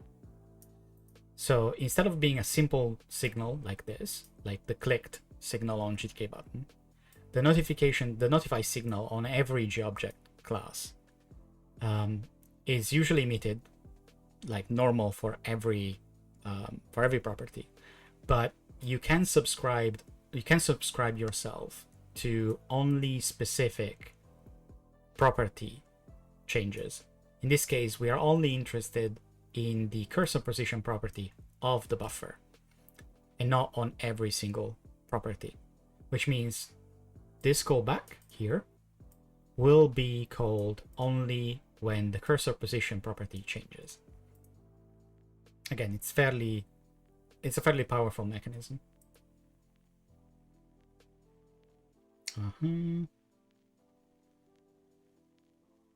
Yeah, probably called it another thing entirely.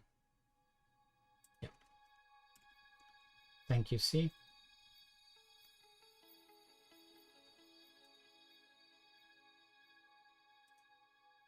Aha. And here we go.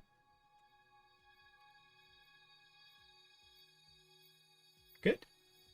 So the signal handler is getting cold, but we are also getting a lot of bad stuff there.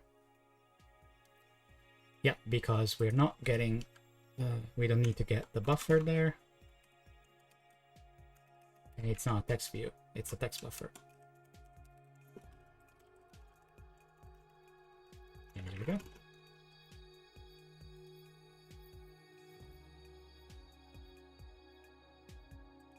Yep. So you can see now we print out the current line, the current offset. If we open our to-do file and we move the cursor, we're now getting the right position. There we go.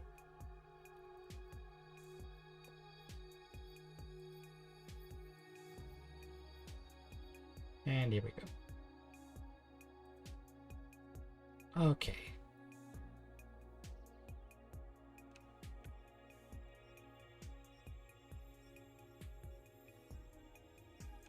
Right.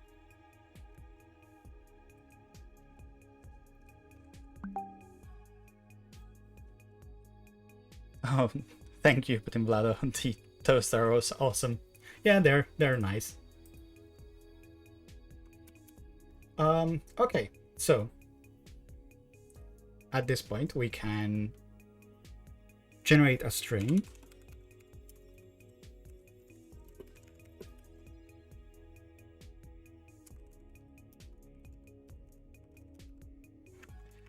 Also, sorry, the user data is going to be the text viewer window.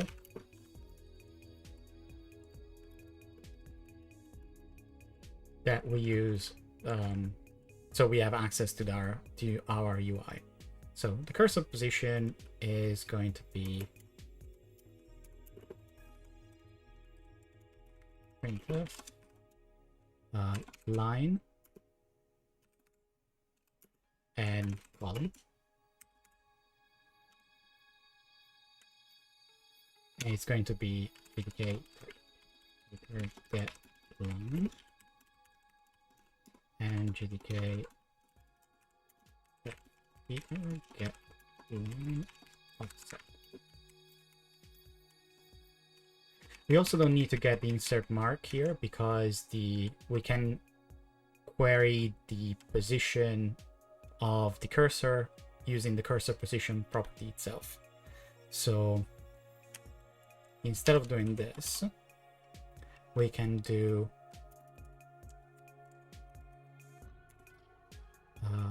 here.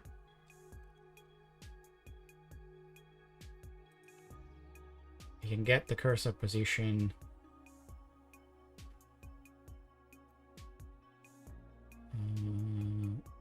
there is no accessor for that, but we can do GObject get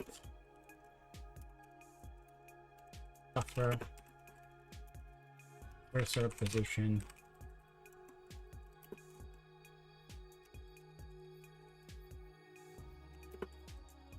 We're going to rename a bunch of variables there. Okay, the cursor position is an integer, so it's going to be int cursor was 0. We're going to get the cursor position out of the buffer, and then we're going to use GTK text buffer get iter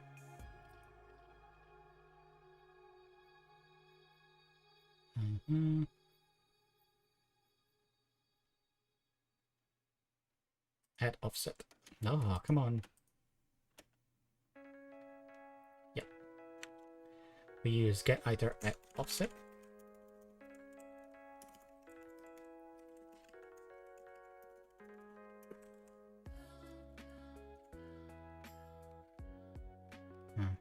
Okay. And then instead we have to rename this and string. And then we do GTK label. But yeah. No.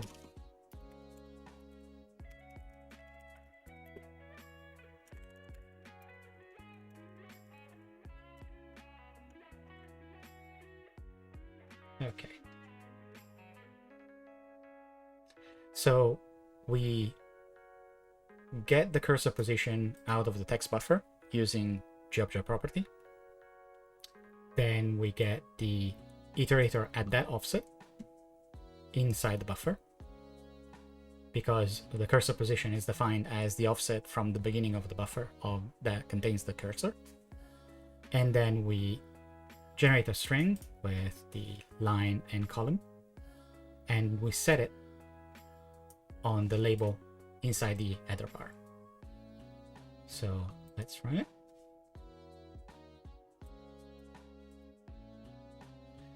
Haha, it appears here, but there's a problem. The UI is flipped, which means that let's see, we need to move the child here.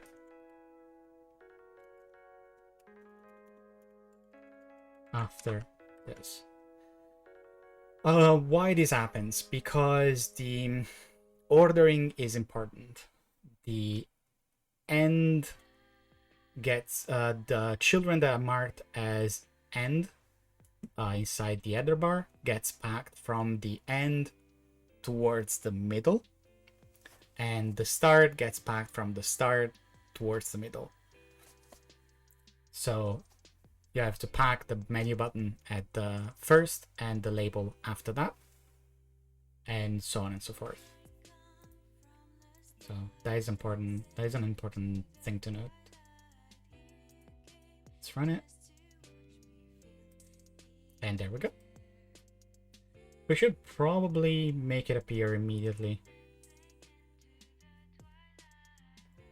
But yeah. Can open to do here, and then we can move the cursor around.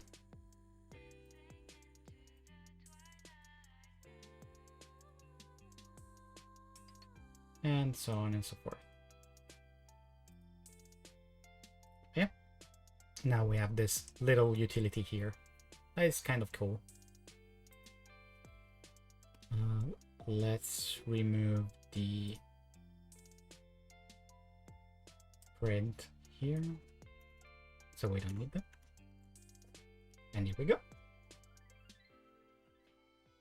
Yeah, it would be nice to understand why the settings didn't work, but again, I'll have to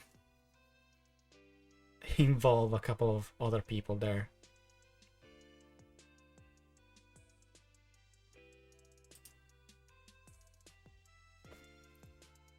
Yeah. So actually, if you look at how GTK text viewer works, you can see that the label here is a little bit dimmed, so it is not full opacity like these, which is a good thing to do because it doesn't need to be super in your face. So let's see if we can set a style class. So this is our label here. And then we do style plus name. This is a way to add a CSS class to a widget, especially if it's already defined in the theme.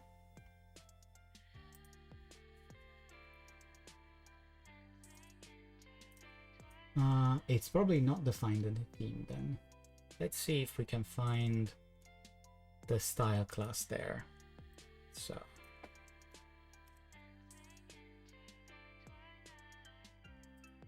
okay, let's see what our friends in GNOME text editor use. Okay, CSS node.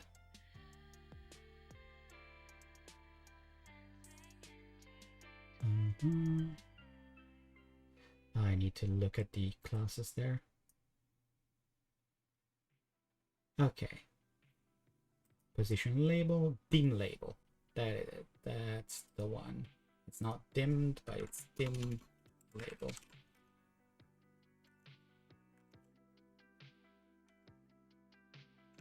And it's also a numeric one because we don't want it to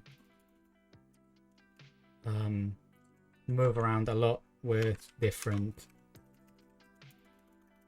numbers. All this stuff is usually defined inside the style classes for, in this case, the Adwaita team. Also, I wonder why GT uses the non-composited X11 style for you. I don't know.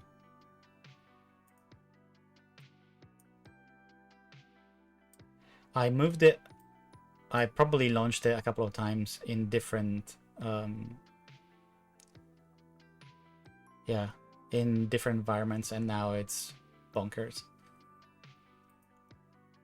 I'm also using the beta version, so it might be a case of settings gone rogue.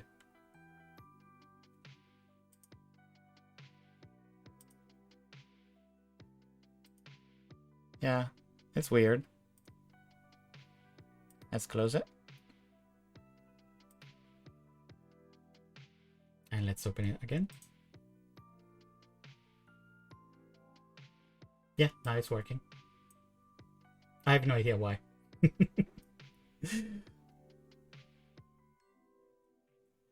Yeah, no, I think it was a problem of the of me restoring some session, and the X11 going mental. Again, I'm using X11 because I don't want to experiment right now with OBS and Wayland. I know that Georges does it, but I am not as adventurous as he is. Okay, so let's see. Yes. Now you can see the label is desaturated.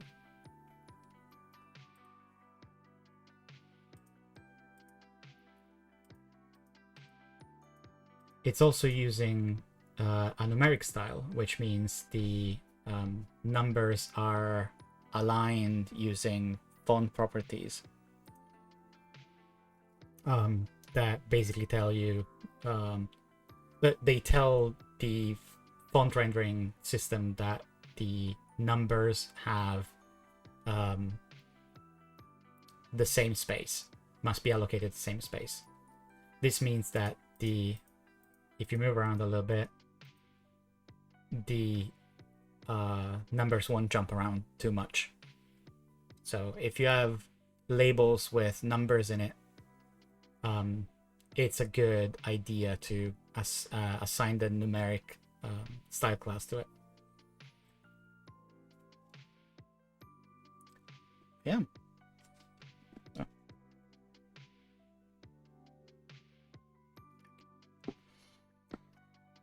Sorry, I'm getting messages. My partner is currently out, so they have to send me messages. I hope the phone doesn't vibrate too much. Just never seen happen in GNOME Shell, even X11. Honestly, I don't know what to tell you. I've seen it happen actually a couple of times, but mostly, yeah, when using NVIDIA, the NVIDIA driver. Sometimes the X server goes like out of sync. The NVIDIA extension to the X server are weirdos, especially when resuming from suspend and stuff like that.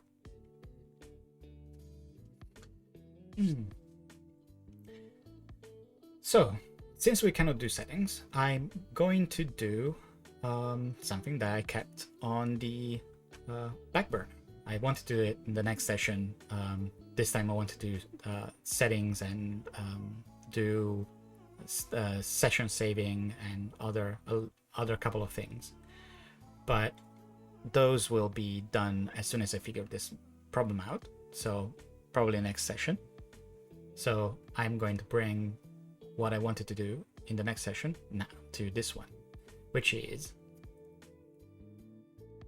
taking the text viewer's like role and letting you save modifications not on the same file but as another file. So if you modify it, this is still technically a text viewer, but it allows you to save your the changes as another file. In order to do that, we will have to add an entry to the menu. So menus are interesting because they are not defined as widgets. They are defined as neutral objects that we call menu items. GTK 1, 2, and 3 used actual real widgets inside menus. So you had to define menus using basically building widgets as you would build any other part of your application's UI. This was not a great idea. So already in GTK 2, we had an API that let you describe menus using an XML kind of format. It's called GTK UI Manager. And every element in the menu described in this XML format had an action to it. So every time you created a menu description using that format, GTK would generate the widgets for you. And then whenever you selected a menu item, it will emit a signal and for that particular action.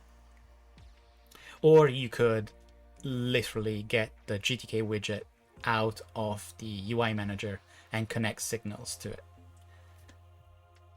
GTK 3 deprecated that because we add a completely separate UI description format in GTK Builder.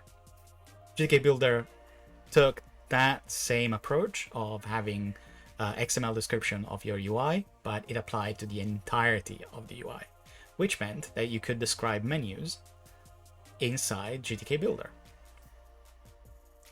Still, describing menus as actual objects is, well, can be incredibly tedious and also incredibly verbose. I mean, imagine if right now we are defining a template with an object that is our window, and then we adding a single child which contains a single child, contains a single child. We're already four levels deep. Imagine defining an entire menu with dozens of menu items inside a single menu, and then like another dozen of top level menus, and then a lot of these menu items might have their own submenus, and so on and so forth. XML descriptions of menu would go completely out of control and not scale, especially for complex UIs. So instead of doing that, we have gone back to a specific format, XML format, that can be embedded inside the UI definition file anyway, but it can also be a separate file that you can load inside another instance of GTK Builder. And this system is based on sections that defines menu items and larger menus. This makes it easier to build things like the primary menu for a GNOME application. In this case, we have here a menu button that shows that particular menu with keyboard shortcuts and an about window and a currently disabled preferences item that doesn't have any action associated to it. Doesn't have anything associated to it right now, so it automatically disables it. But keyboard shortcuts will pop up the shortcut, and about will pop up the about dialog, and that's it. How this works is worthy of its own tutorial, but it's I'm going to just touch the fundamentals here. So what we want to do is add a new item there. Probably not, we're not going to touch the preferences one, but we're going to put it above the preferences. So we create a new item and we start setting the attributes. So we're going to set label, mark it as translatable.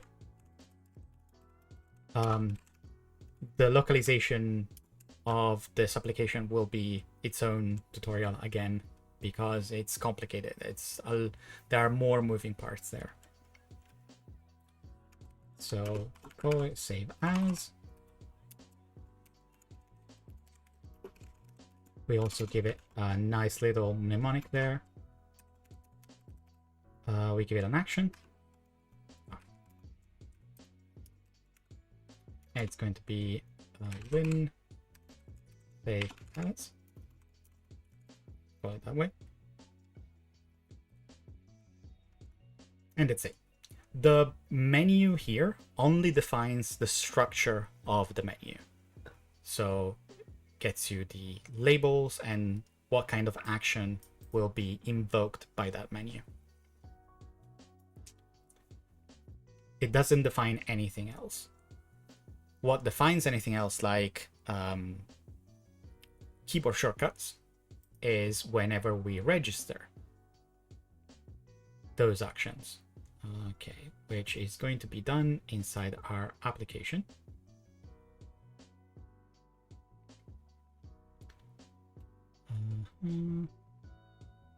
If I can find it. So, sorry. Right, keyboard shortcuts there.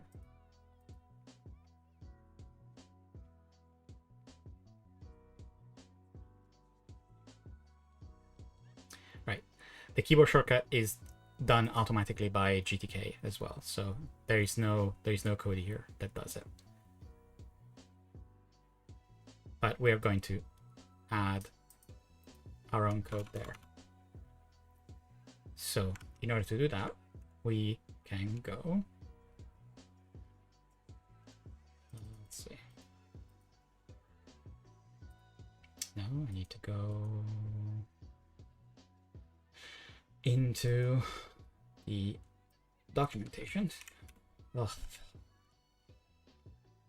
I'm terrible at writing. So we have an entire tutorial about this inside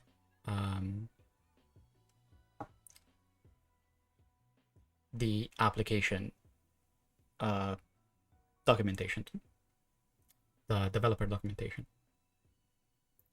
So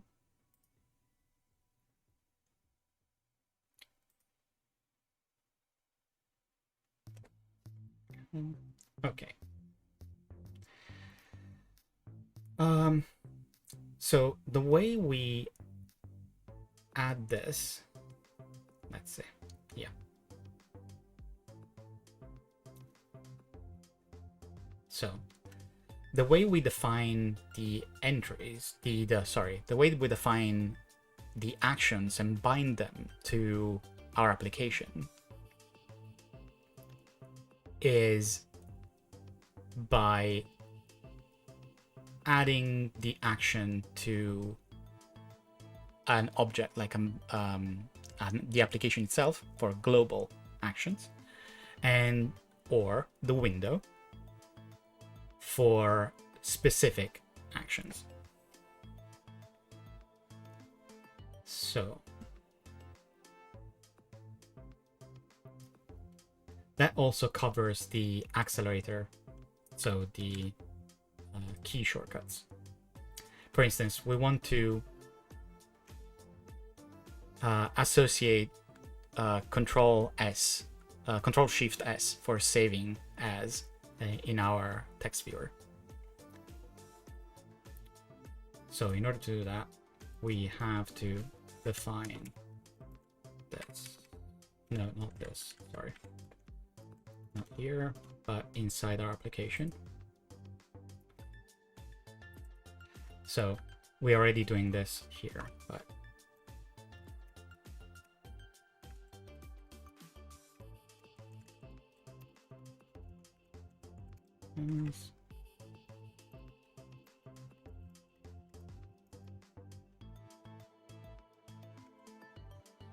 I'm taking a little bit of a shortcut here using C99. So we don't have to do this, but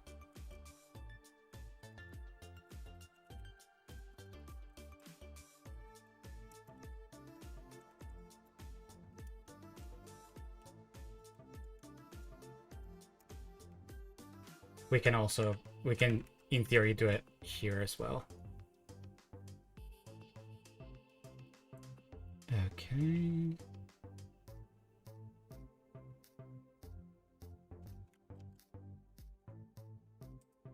This one should work.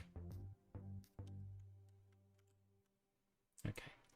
So you can see that we have here our new action, a new menu item that is bound to an action and has Shift Control S as the key shortcut.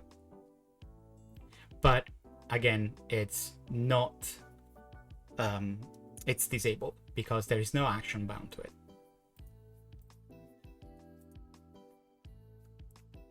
So we actually have to create an action for that.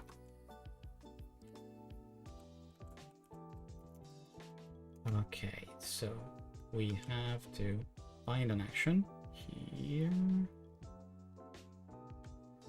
So let's look at this because this is the example that we have. So we have an action here that is called about, and we connect a signal when the action gets activated, and then we add the action to the application. An application is an action map, which is an interface that essentially maps a name to an action. So in this case, about. About is a global action. Let me see. There should be the UI here. Yeah. It's an application action. So you can see the namespace here, app about. Because it's meant to be used it's meant to be used as a global action that applies to the entirety of the application, not just to a window. So we add the about action to the application map, the application action map, and it automatically becomes fully namespaced as app about. The same thing happens with the quit action. The quit action is added to the application and becomes app quit. So there are some cases where you have to add the like for instance, you create a simple action without the namespace, and then when you add the action to the map, in this case the application, it gets namespaced using app dot. You can have any sort of namespace you want. You can have action groups that are, I don't know, shortcuts, or action groups that are contextual to a specific set of actions that you have. But GTK will have two main groups, which are the application actions that are supposed to apply to the entirety of the application and exist when you add them to the application. And then you have win or window actions that exist when you add them to the window. So when we create the window, we add G action, simple action, save as G signal commit. Okay.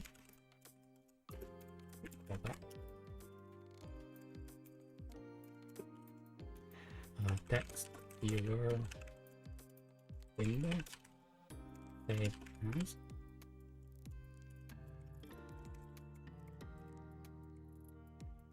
And then we do G action.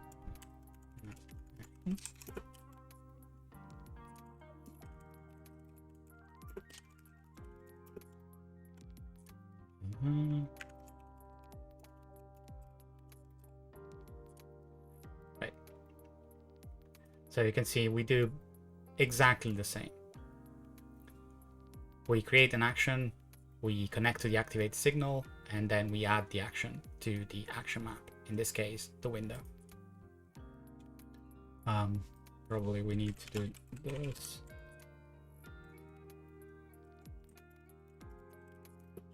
A little bit more casting.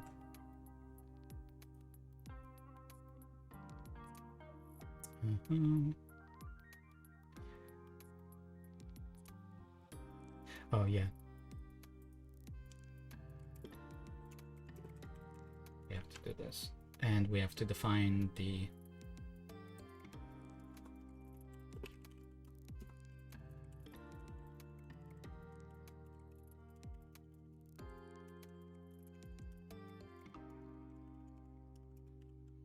okay, G action.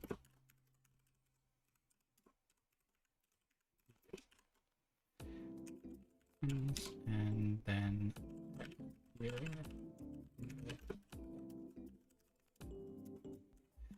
For now, we don't need anything else.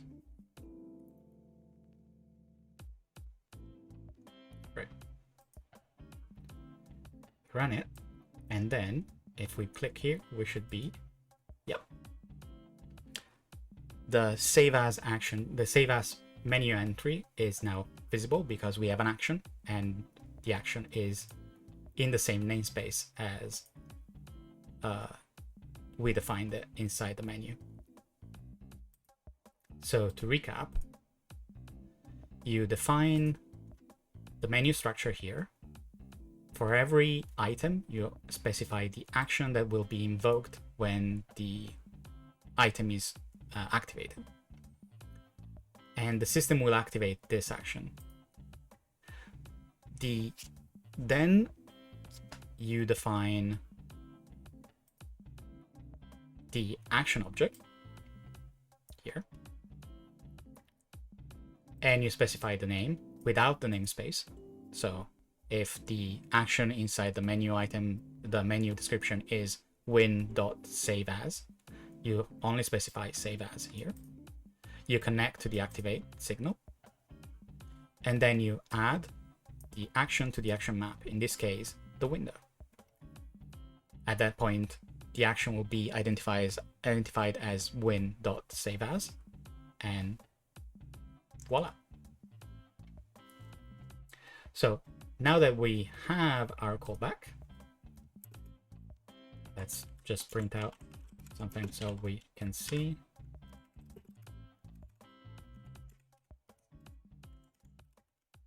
That the callback is actually called.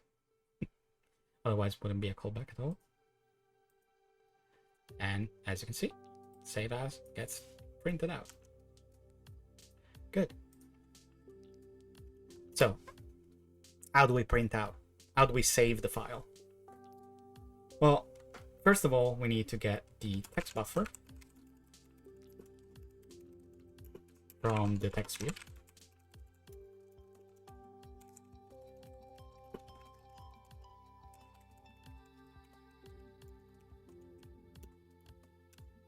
Then we need to get the text. Okay, the contents of the text buffer. So we use set text inside our open file. It stands to reason that we can use getText to get the contents of the buffer. But unlike setText, getText lets you define the boundaries of the range. Well, basically, the boundaries of the text you want to get. So you need to get the iterator of the start of the buffer and the iterator of the end of the buffer. In that case, it's really easy because you do iterate start text buffer get. Let's see, start iter here.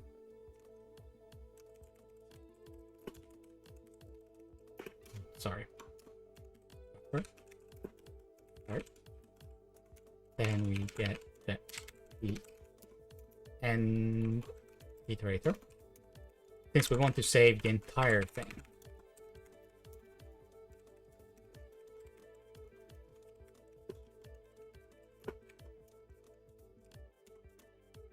And then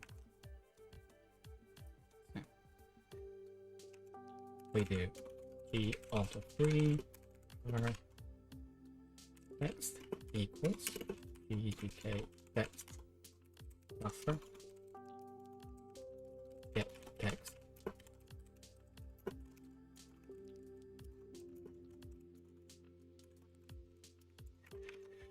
And we pass false to include hidden chars. The hidden text is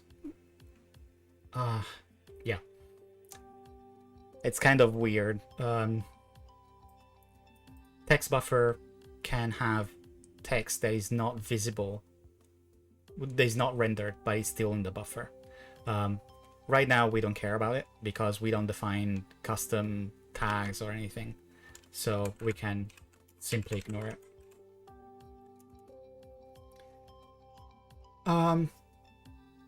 But let's say that we are trying to save an empty file. There's nothing there, so there's nothing to save. So if text equals null or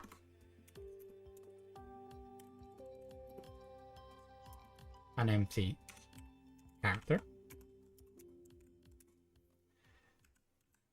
we do okay post over not post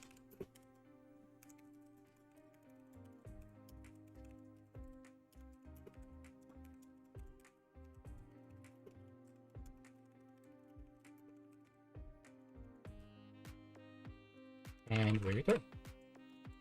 We just print out, we just open up a notification that says there's nothing to save.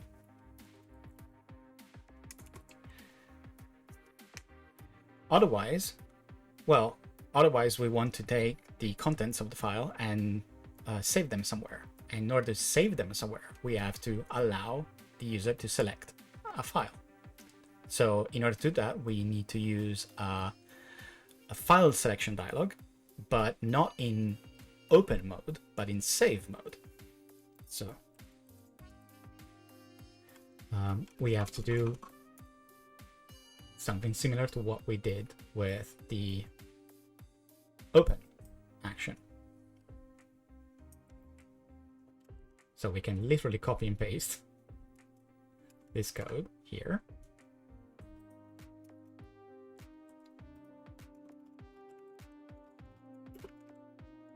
Save file as, save. On save response, we'll have to modify, rename the response there for the open as well. Just the native response ID, and then key pointer user data.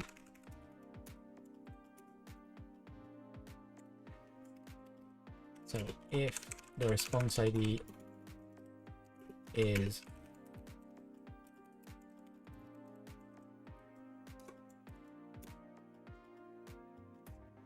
we need to get the file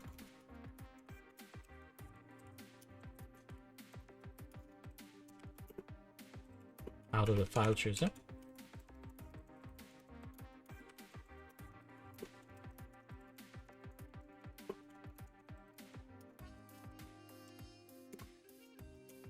And call save file.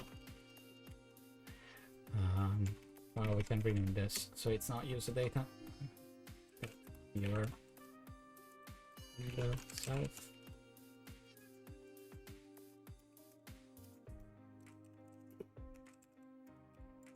And then we unref the native dialog.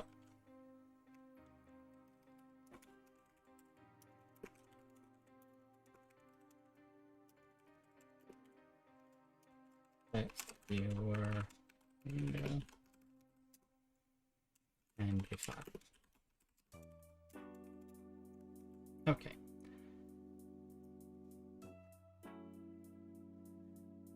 So let's open the to-do and then save as, and we can select another file.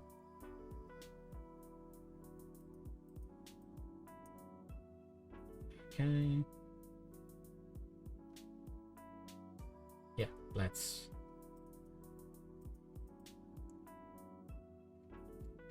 doesn't let you select here because I did it the wrong way around. It's not an open, it's a save.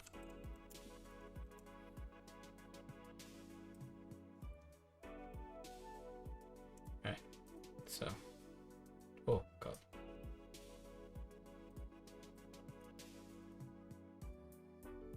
Yep, and now we can call it to and D. It won't do anything because we haven't plugged in anything inside the code, but it's fine. And that's it. So now we have to save the file.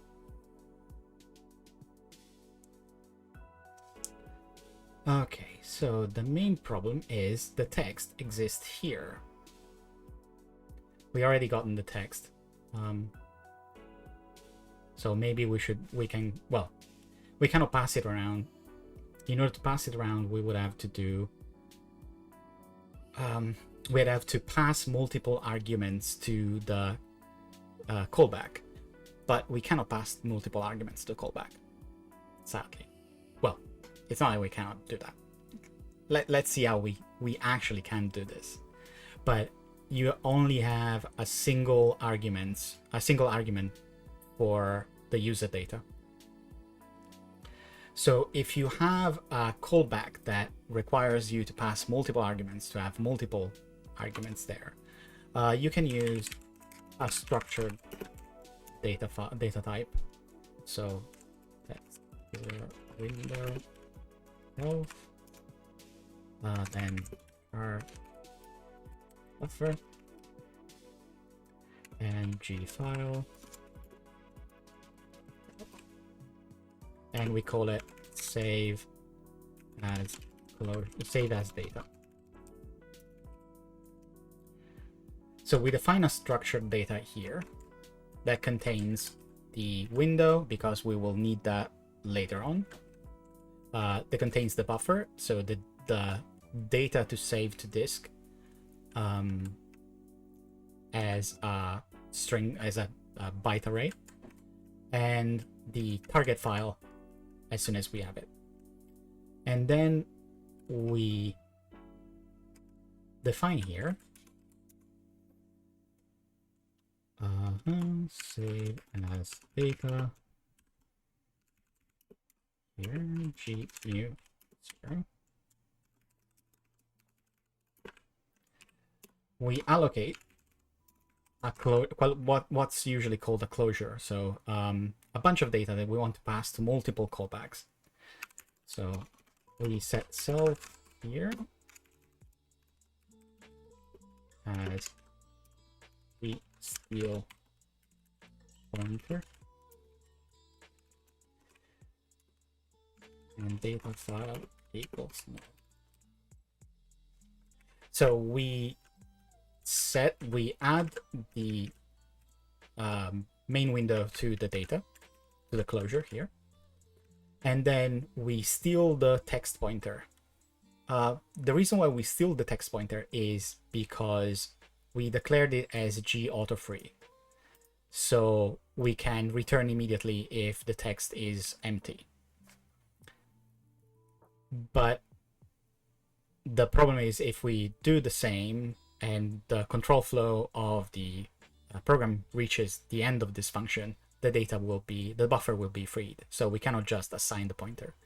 So we use gsteal pointer that has two functions. One is explicit and one is implicit. The explicit one is it will take the data pointed by the text variable and will assign it to buffer, and then we'll set the text variable to null, which means that when the control flow reaches the end, the auto free will not do anything. And the other one is the other function of this, the other role of this function is an implicit role. It tells you that you're moving memory from this variable to this variable. So whenever you reach this point and you see this function, you know that the memory is moved but not freed. So the memory is there. And instead of passing self, we pass the data here. So we get it here. And at this point, here we have save as data.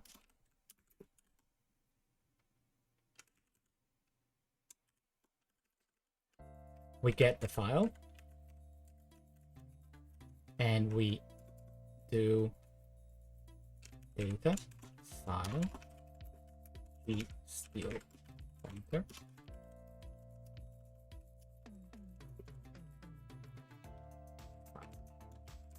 technically speaking, we don't strictly need to do this, but it's fine. And then save file takes data self, data file, and data buffer. Or instead of doing this, we do this, and we rename it as save as file here. And then this one is fine, and this one goes save as file takes save as data here.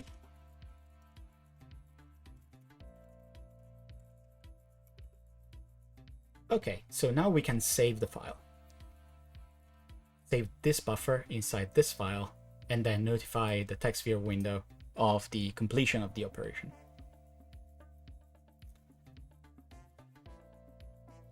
And we have to do that exactly the same as we did the open file here, using an asynchronous function. Because again, the content of the file might be large enough to be noticeable that you're saving a file. The other thing that might happen is you're saving to a remote resource, so you're going over the network.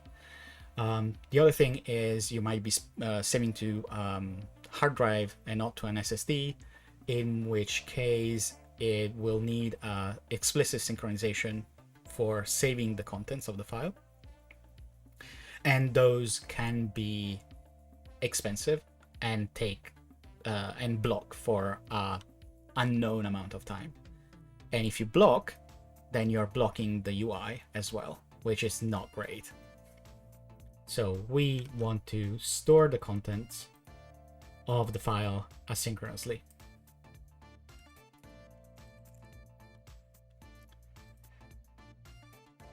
And just like gfile has a load contents, it also has replace contents. Sorry, replace contents asynchronous version.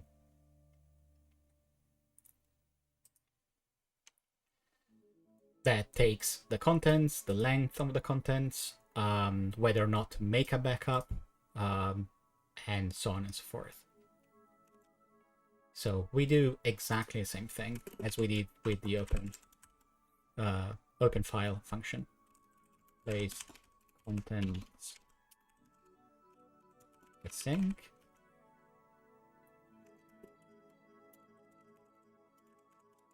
Pass the file.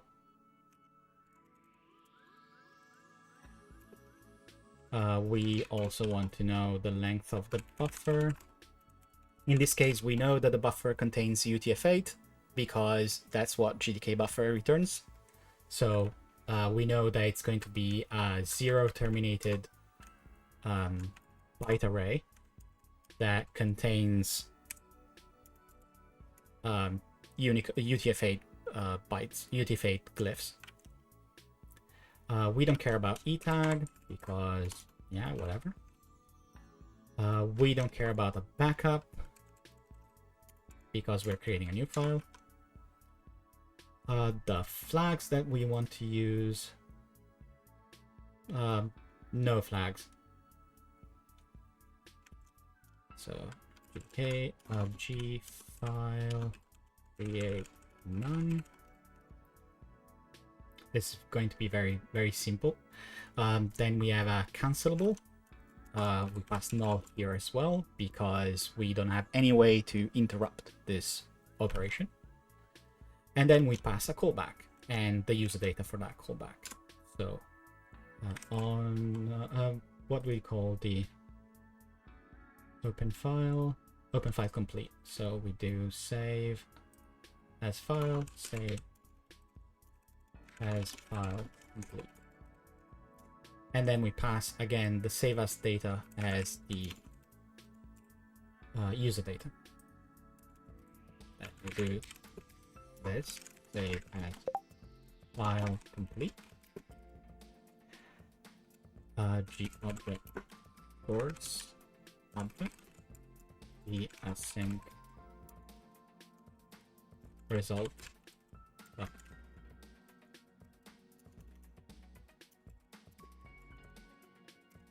And G pointer.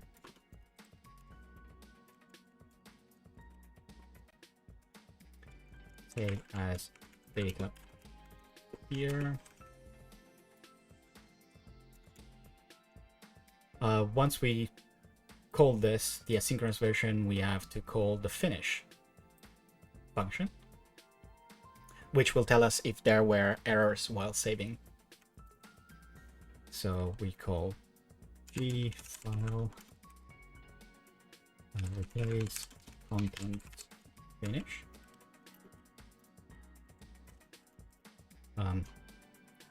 let's do this. No, sorry, we already saved the file there, so we can do data file press.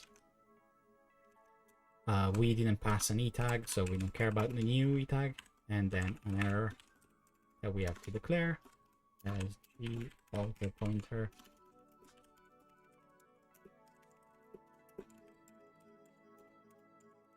So if there was an error,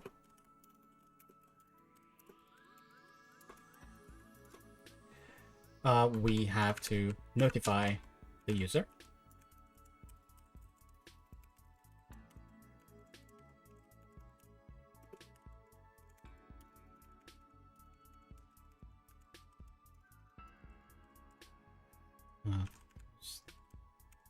Overlay.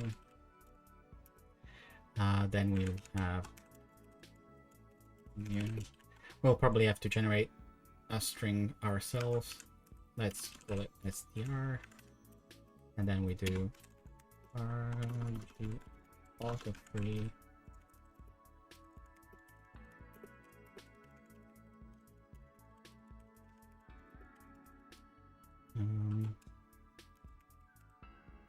Saving as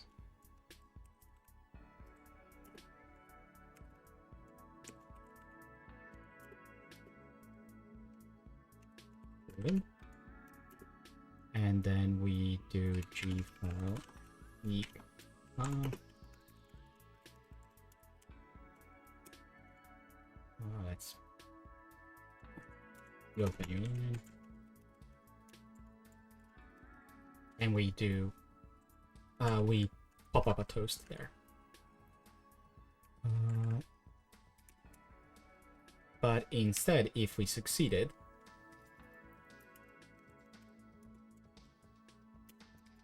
no.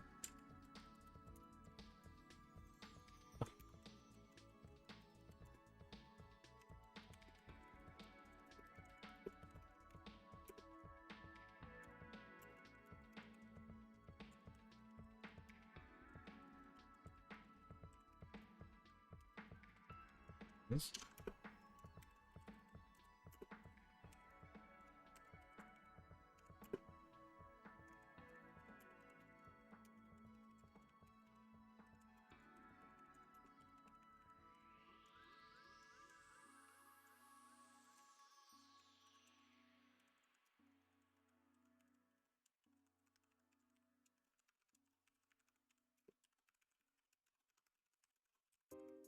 Overlay.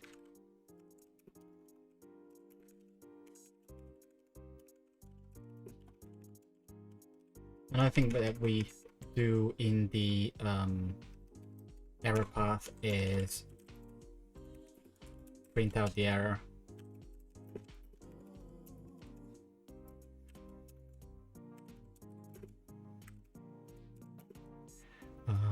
G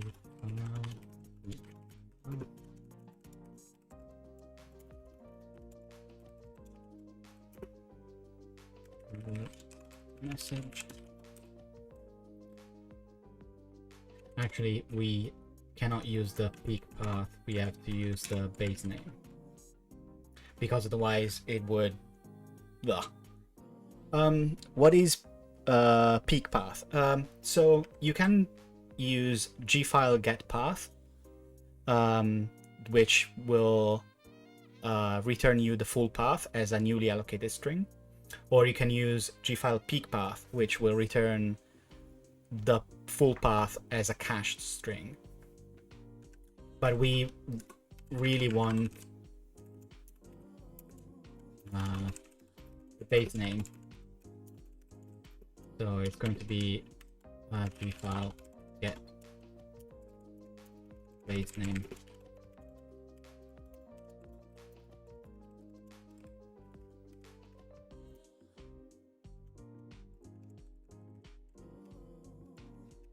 And not the full path. The full path is of interest to us only for error messages.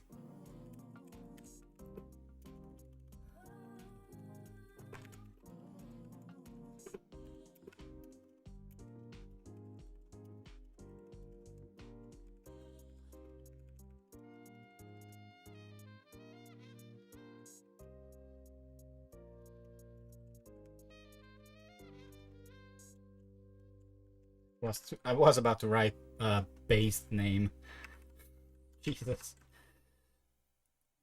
Okay, so we have the two code paths. The one is the error code path, and the other one is the success.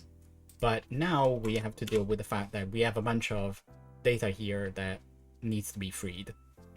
So we free the buffer, and then we free the file object, and then we also free the data itself, so we don't accidentally leak memory all over the place. So let's see. Oh, yeah, typo. Date. Ah.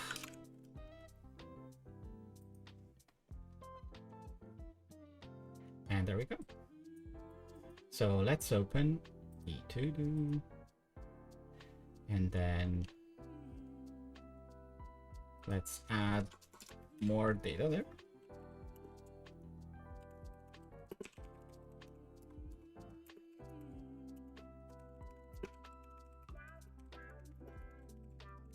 Let's see.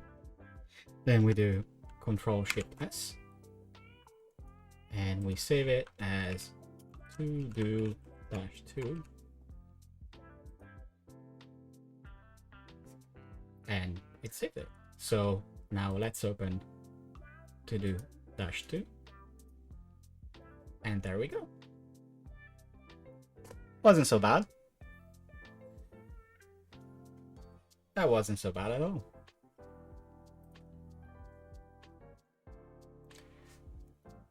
So this remains a text viewer, but it's a text viewer that lets you save to your changes to another file, so you don't overwrite an existing one. It's kind of a little bit like Eye of GNOME that lets you save a copy of the file.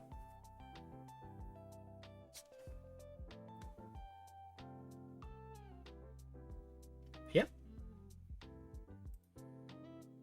And yeah, you might have not noticed, but instead of using the menu, I use the Control-Shift-S key shortcut, which to open the save dialog. But we can also do this and cancel it. And there you go. Close. Oh, let's transition back to my big head.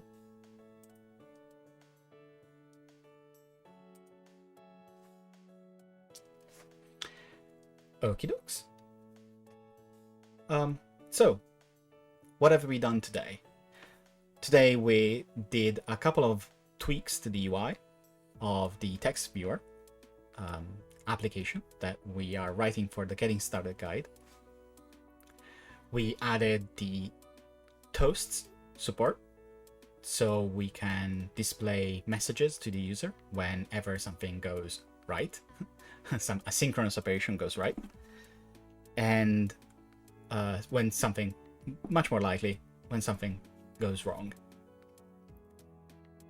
After that, we tried adding settings to the GTK application, but sadly it didn't work because there is some issue with the installation paths of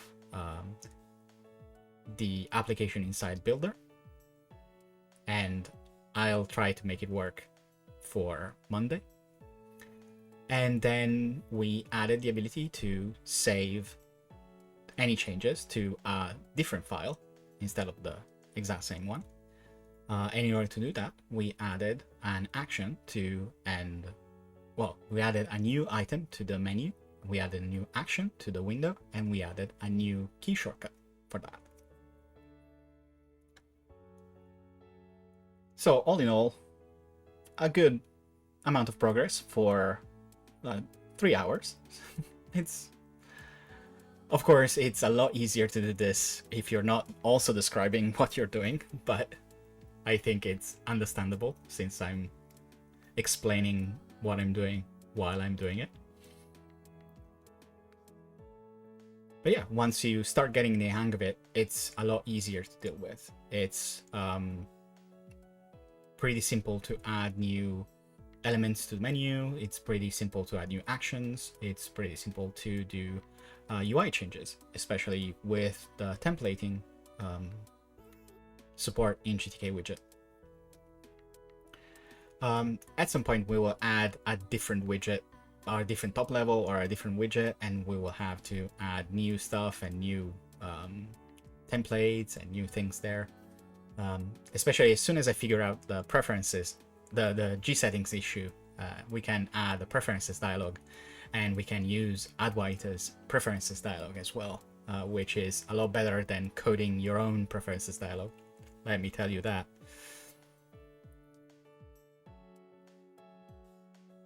But yeah, so 2 days, and we have a reasonable text viewer with a couple of good features.